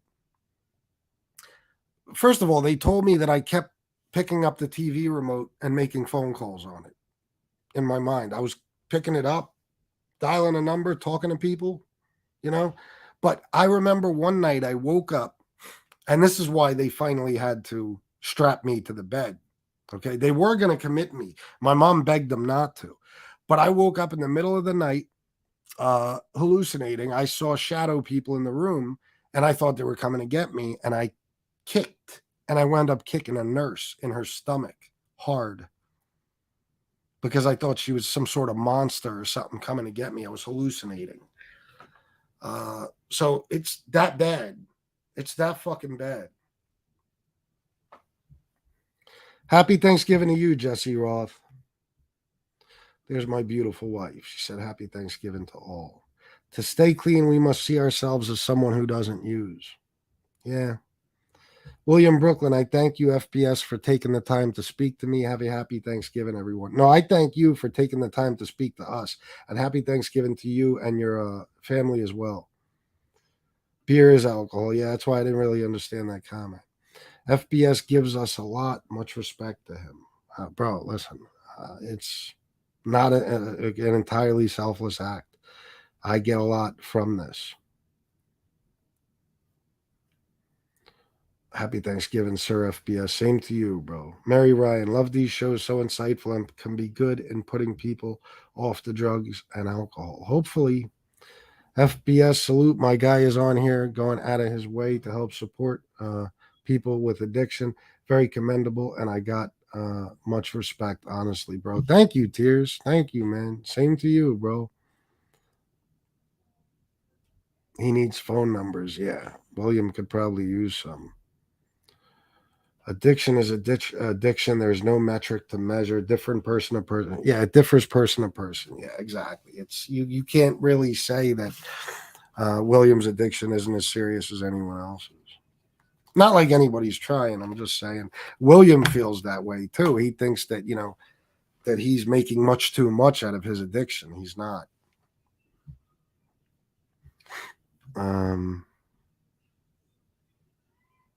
Thank you, Miss Can't Be Wrong. I got you, JC. Give me 1 sec. Happy Thanksgiving, FBS, to all in the chat. Wishing everyone a great night and holiday. Same to you, Brooklyn. Kevin, $4.99. For anyone needing to think of what to be thankful for tomorrow, remember William's story. There are so many struggling out there. Prayers for Will. Yes, sir, bro. Here's JC. What's up, my man? Hey, that was a great guest. And William, look, it takes me back to where, we've all been there where we were literally barely 5 minutes away from our last drink, where we know what it's like, where we're still buzzed, where you're disheveled, your thoughts are everywhere. You know you're supposed to do something, but then there's a part of you that still says, well, you don't have to do that after all. You don't have to be responsible. You don't have to stop drinking. And so you can see the conflicted nature, bro. And look, I'm going to say more about my experience where I was in a treatment center. I did 90 days in a program in 2012, and I saw guys just like William. And, you know, I'd see guys that would be there on their first day and they're smelling of alcohol and they're insisting they had no drinks, that they didn't do anything and they haven't been doing whatever. They're in denial, whatever. At least with William, the dude's saying he knows he's drinking, and, you know, he obviously has people around him that have worse addictions. So when they tell him, William, when they're telling you, bro, that it's just beer, you got to understand, if they're hooked on heroin or these other things, then they see that in that light. But the fact is, alcohol is alcohol is alcohol at the end of the day.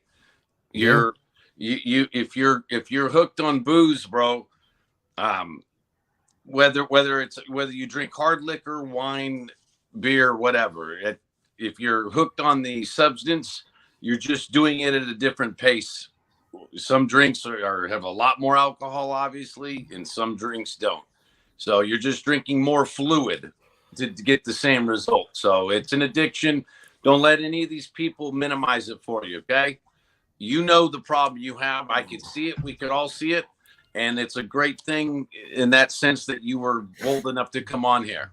So deal with it like it's a real thing. Forget what anybody else labels your problem as when it comes down to it. You know your problem. You know, don't let anybody else make it seem like what you're going through it should be nothing, or it shouldn't be a big deal, because it is a big deal. And you can get your life back. You can get your life back. I saw guys I went to high school with, and some guys I even went to college with, who I hadn't seen for years, you know, about 10, 15 years later at the program that I ended up in. Guess what? A lot of guys that were partiers back in the day and thought they could control it all, they end up in the same places that Chris ended up, or I ended up, and many others. You know, in the case of FBS, I know you'll be able to relate to this. You know, when you make it up to the higher levels of the drug trade, you start to have a feeling that you're bulletproof. You feel like you can walk anywhere, you can go anywhere. You've been through a few issues that you've made it through. You may have gone through a situation or two where you could have been popped and you got away, you had luck, or whatever it was that helped you out. And it gets to you and it makes you feel emboldened and empowered in such a way that your pride level goes so high that you think you're going to outrun addiction and other issues in life. You think that all these problems don't apply to you, that you're stronger than anything and everything out there. And I'll tell you that, you know, we're just as susceptible to addiction as any other group. And I saw it with dudes that were hardcore gang members who had ran prison stuff, that were in the same treatment center I was at, who had been in and out of California's system and the federal system. And they had been leader type guys, and they're out on the streets for 6 months and they're hitting their veins again, and they get reduced to nothing. I've seen guys that were high level this or that, and they reduce. It's so easy. You know what I mean, Chris? Because you don't think you will get hooked. You don't think these rules apply to you. Absolutely, bro. You feel invincible. Yeah. Especially when you're younger. Yeah. Yeah. And I'll tell you what I wanted to say before I forget is, William took this the wrong way. I think he thought I was insulting him in some way, but what I meant by he looks like he's suffering is, I'm sure you caught this too, JC. From the minute he came on the screen, you could tell this guy's in pain. He's not happy. He's very conflicted, as in, you know, he said he doesn't want to stop, but at the same time, he knows he needs to. And he looked like this is really tearing him apart. I mean, you know, the way he kept saying, you know, what am I going to do? Like, what happens next? Like, you know, you could tell that he's really hurting, you know, and I could see the pain in his face. I really felt for him. Yeah, and William, when FBS said that, what he's really doing is making an observation about the place you're at in comparison to where you could be. he knows, and I know, FBS knows, and I know, and a lot of people in the chat know, you have got to hit a point where you're at, basically rock bottom. Sometimes you got to hit so low that you're now the ego has been deflated completely, and all the other things that go with it. Your whole humanity in many ways gets deflated by drugs and alcohol. We see you're there. So when FBS was saying, yeah, you see you're in pain, he's actually is sending a message to you that you're in the right place right now. Yeah. But if your goal is to quit, you're at that bottom point that we have to hit. Yeah, bro. It's how it works. We see it with family members and friends and loved ones in our community, people we care for, we want to help, but we understand, bro. So for some people, they have to hit rock bottom. Bro, there's no quitting, and there's no road to recovery without some suffering. You have to be feeling that fucking pain. You know what I mean? You have to get to that point of introspection where you say, okay, how much longer can I fucking do this?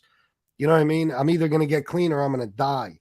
And it looks like William's on his way there. And it might be painful, but it's necessary. You have to feel that.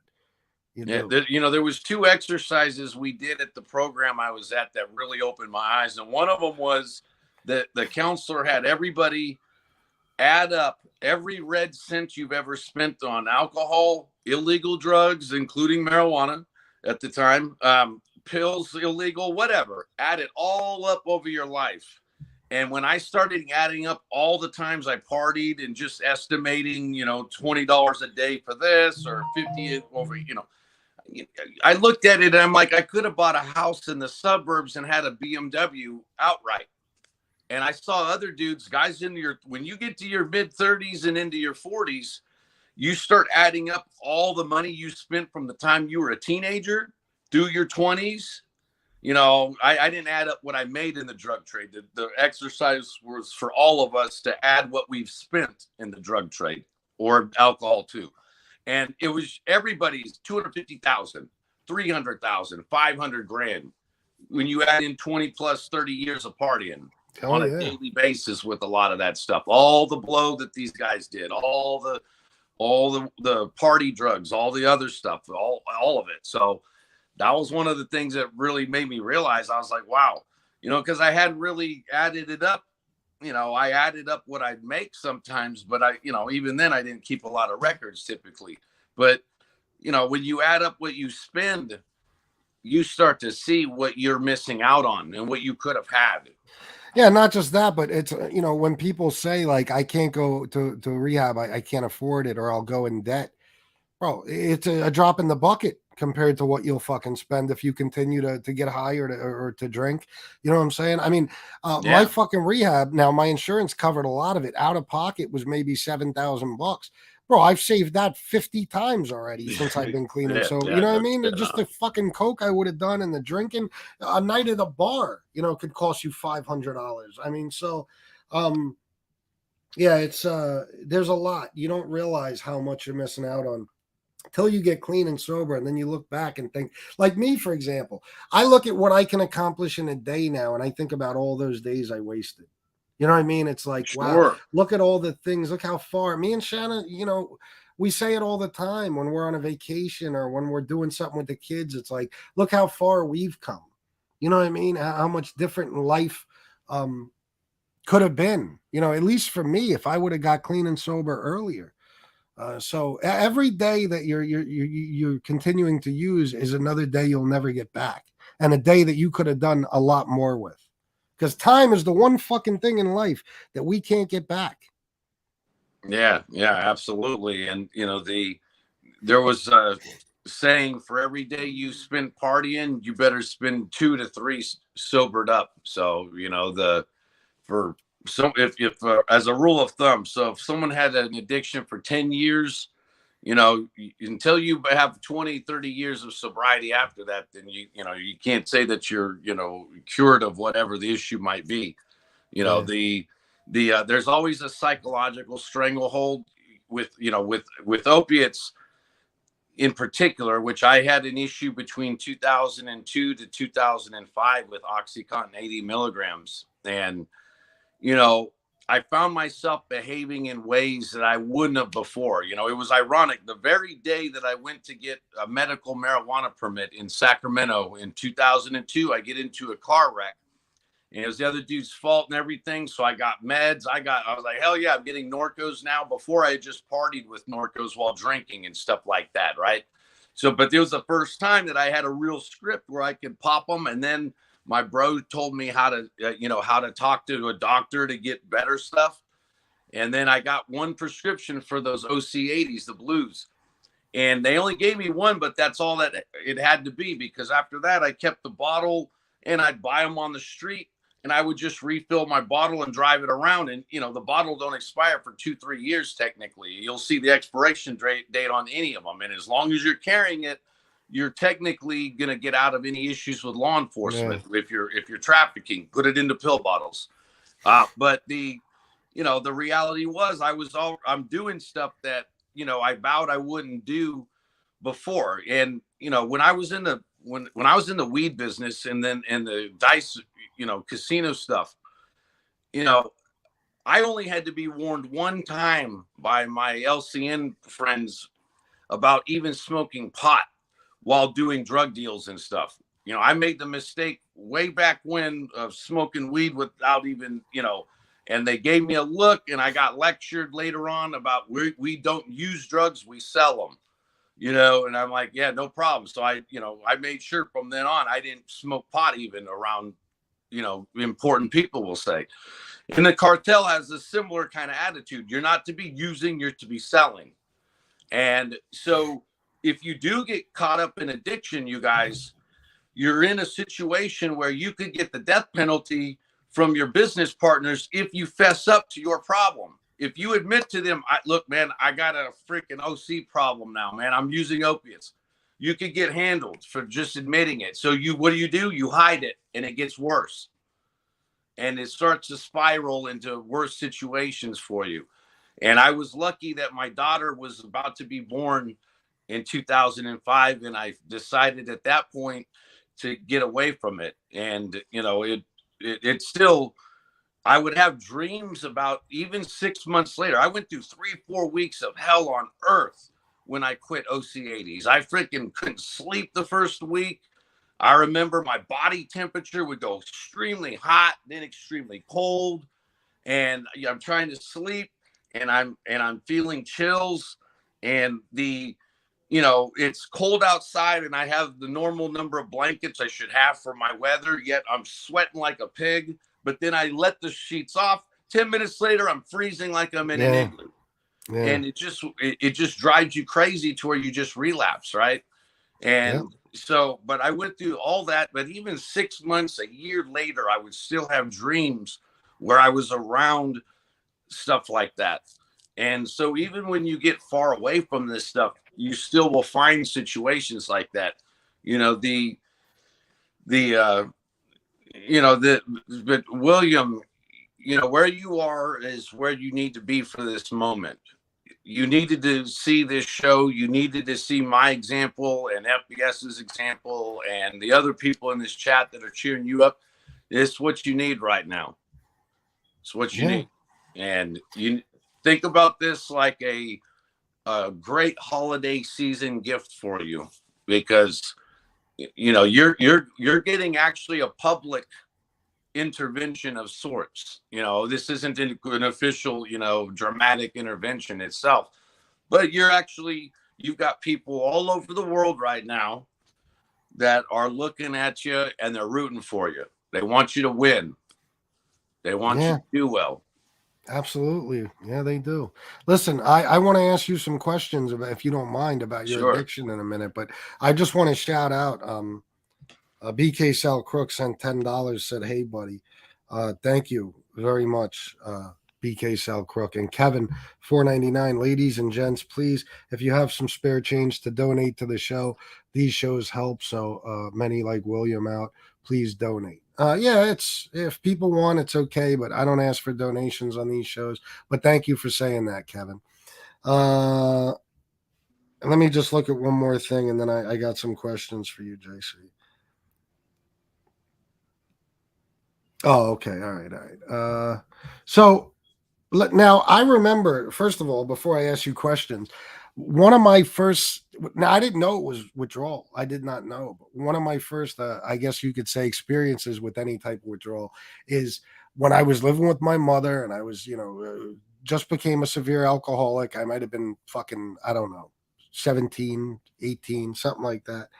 And I would wake up in these fucking cold sweats, bro. The whole bed would be soaking wet. I'd be, right through whatever I was wearing to bed that night. I'd be soaked through it. Like it was so fucking bad. And I had no idea what it was. So I would convince myself that I had something, cancer, something. And then that would make my anxiety just off the charts. So it would make me drink more. You know what I mean? Because I Sure. was Yeah, so fucking absolutely. worried. It's so weird because these withdrawal symptoms can mimic other things. You know what I'm saying? And you start to think that there's something else wrong with you. It's weird. But you mentioning the sweats and stuff made me think of that. But let me ask you, bro. So if you don't mind me asking, how bad did your oxy habit get? Like what milligrams did you start out at, and what did you eventually wind up moving up to? Yeah, I originally, I went, let's see, from Norcos to like morphine, one or two prescriptions, and then up to the lower level OCs. When I hit the OC 80s, I'd say at my peak, I was doing, I want to say I hit probably 4 to 6 of them in a day at times. I would crunch them up and then I would just drink them with soda or whatever, back then you could crunch them up and they'd kick in quicker. Nowadays, I think that they have it now where you can't break them up like that, but I don't know. I haven't been around it for a long time. But it was I saw a real dramatic effect with that. And, I saw a lot of people in my area itself that got caught up in that stuff, all kinds of different types of people. And we all had similar excuses.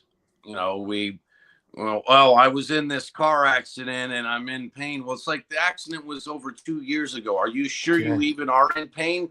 And you don't even know if you're really in pain anymore. Why? Because you've been on opiates the whole time. You didn't even give your body a chance to try it out.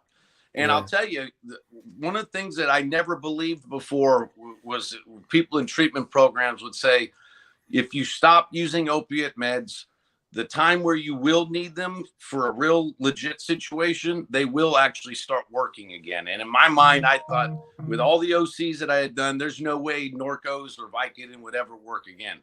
And I was in a situation a few years back where they gave me a couple of them, just regular Vicodin, and I definitely felt it. And, after not being around it for opiates in general for a long time. So your body does heal itself. You can get your system back. There's a reason why these meds were intended to be prescribed and not overprescribed like they are now and have been for years. They were intended to be used for legit purposes, legit pain. And it's real easy for doctors, back then especially, to just keep writing a script. And if you can come in there acting sort of presentable, then and you didn't give them a reason to put you on the list, then you're going to be getting that as long as you want. But it's still going to catch up to you.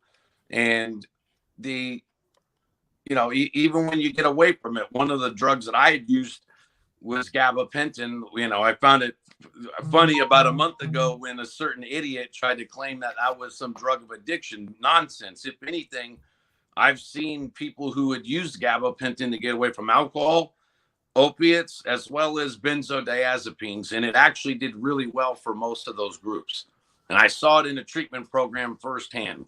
A treatment program is not going to let people use gabapentin if it's a drug of addiction, period.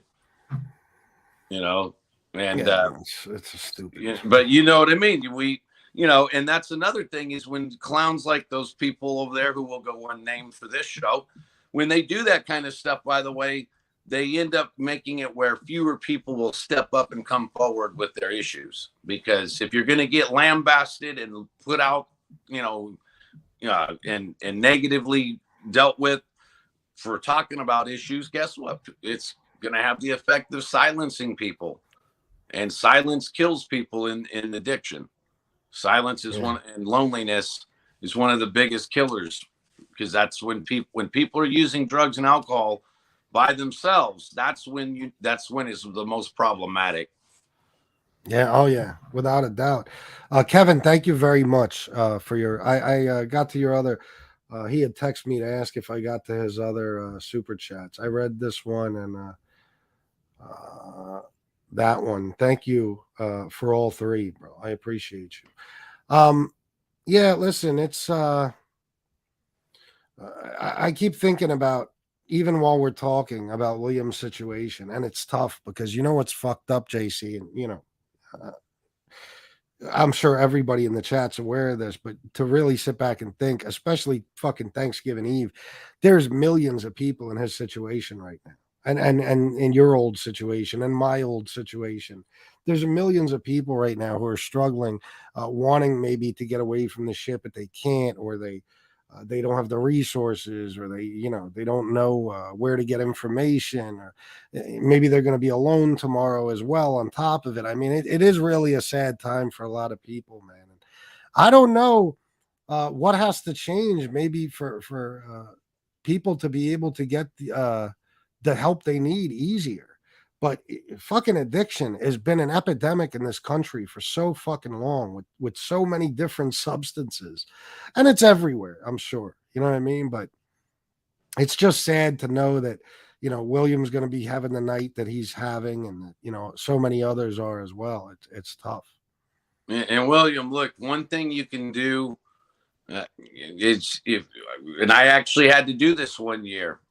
You can go hit up an AA meeting on Thanksgiving, and usually one of your local fellowships will have a turkey lunch or dinner, whatever, for all the stuff. And I did that right after I got done with the program I was at. The first Thanksgiving, I was newly divorced, and so my ex-wife had my daughter for that Thanksgiving, and I didn't have her or my immediate family in my area. So what did I do? I just barely been 2 months out, so I'm on probation.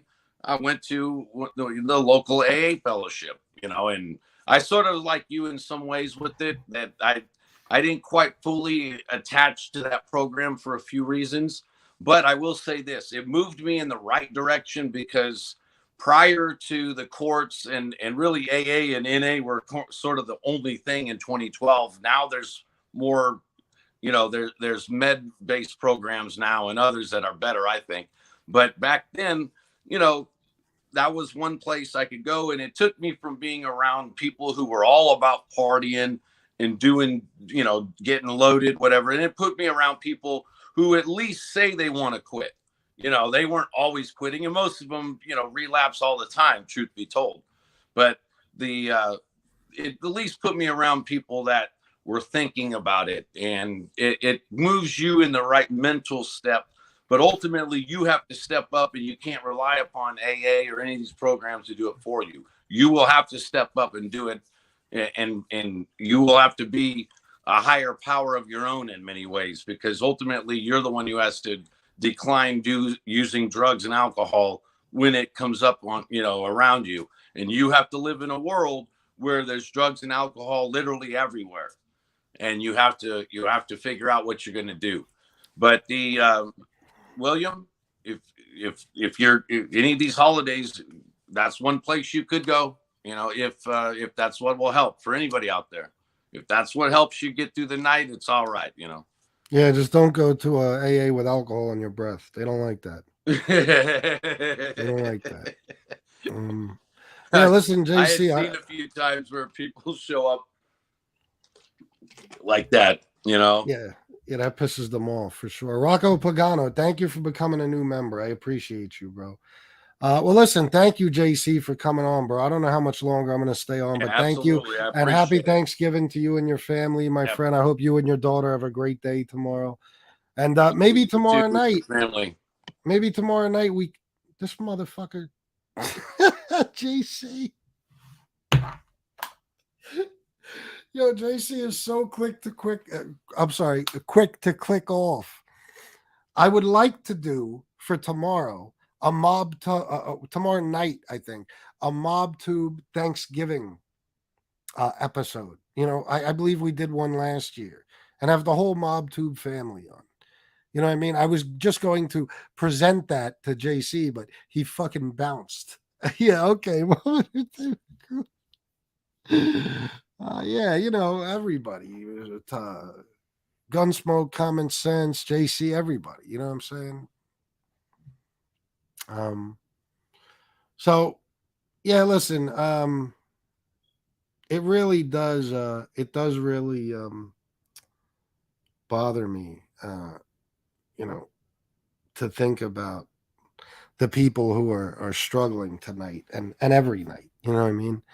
All the people who are having issues like William. And I really mean it when I say that you can see the struggle in William's face and you can hear it in his voice. And I don't mean he looked bad physically. I mean that you can see that he's very conflicted and he's really going through it right now. He seems like he's at his wit's end. And it's such a sad situation because it seems like there's so few options, but there's so many going through that. Maybe even some of you in the chat. You know what I mean? I just want to, you know, I hope that at least with these shows, maybe we helped William tonight, and maybe we've helped some of you guys in the chat. Maybe William talking to you helped some of you guys. And you know, I hope that some people really got something out of this show. And I want to say something else. Hold on, let me read this. Michael McDonald, I'm in. Anytime y'all are on, I'm in. Y'all extended family in my book. Y'all are the best YouTube had to offer here on this side. Straight up great people. Thank you, Michael McDonald. And you're welcome on anytime, bro. You already know. So I'm going to get off in a few minutes. I've been on over 2 hours, and I do want to spend some time with my beautiful wife. Plus, I got to get to bed at a decent time tonight because we do have Thanksgiving dinner tomorrow early in the day. But I want to leave you guys with this, okay? Gratitude. For real. I know I preach this a lot, but it's true. Just like I was just telling William, well, just be grateful now that you have an apartment and you know, you still have a relationship with your mom. Like, these are things to be grateful for. If you've made any progress, that progress is something to be grateful for, whether you're currently in addiction or on the road to recovery. Okay. Myself personally, you know, I've never been into the whole corny, you know, let's say what we're thankful for on Thanksgiving. I've never really been into that. But this Thanksgiving and the last couple, I have a lot to be grateful for. You know what I mean? And I keep it in my mind. And that's another thing that helps me stay clean and sober. You can't be unhappy if you're truly grateful. Okay. And that could mean, listen, you could be living in a cockroach infested apartment, but maybe yesterday you were altogether homeless. You know, you could be driving a piece of shit car, but yesterday you were walking everywhere. Whatever it is, there's something to be grateful for, whether it's your health, your ability to get up and take a walk, your ability to see and hear things, whatever it may be. Okay. You got it better than somebody else, or than possibly even better than you yourself had it just a short while ago. So be grateful for everything. I practice gratitude. I really do. Every time I get in my car and it turns right on and I go for a nice, comfortable drive, I'm grateful as a motherfucker for that vehicle. Every time I fill the tank, I'm grateful I had the money to fill the tank. Every time I wake up in my warm bed, I'm grateful that I have a warm bed to wake up in and that I woke up. You know what I mean? Every time I go in my closet to get clothes or pick out a pair of sneakers, I'm grateful for all that stuff. Every time I talk to one of my loved ones, I'm grateful that they're still there for me to talk to. You know, these are things that are important. So, especially on Thanksgiving, take the time, I'm sorry, to think about all the things you have in life and how much worse things could be. And just practice being grateful for those things. Thankful. Yeah. Maybe thankful is a better word. Whatever. Thank you, St. Elizabeth. Yeah. And, you can't, it's hard to be unhappy when you're truly grateful for everything you have, even if it's only your health, because a lot of people don't even have that. Let me tell you something. You don't have your health. Nothing else matters. Nothing else matters. So, let me just read a couple of comments and then I'm out of here. Mary Ryan, facts, though, like that get me through the days. Tougher than others. Lots of friends gone too soon. Yeah, for sure. I think we all probably lost a lot of people. We're not going to go after Lee, Benny. But anyway, that's it, guys. Do that. Practice being grateful, Practice being grateful.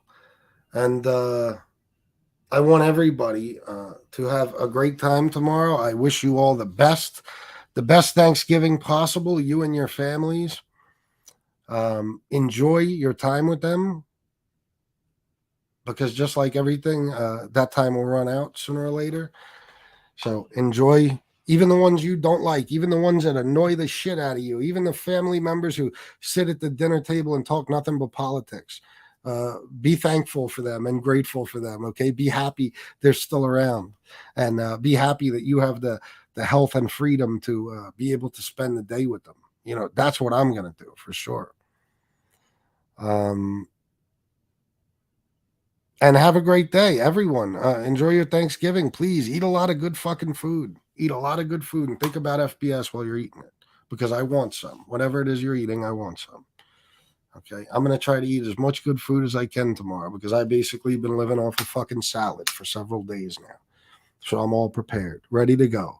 The fat bald Sicilian will be even fatter tomorrow night.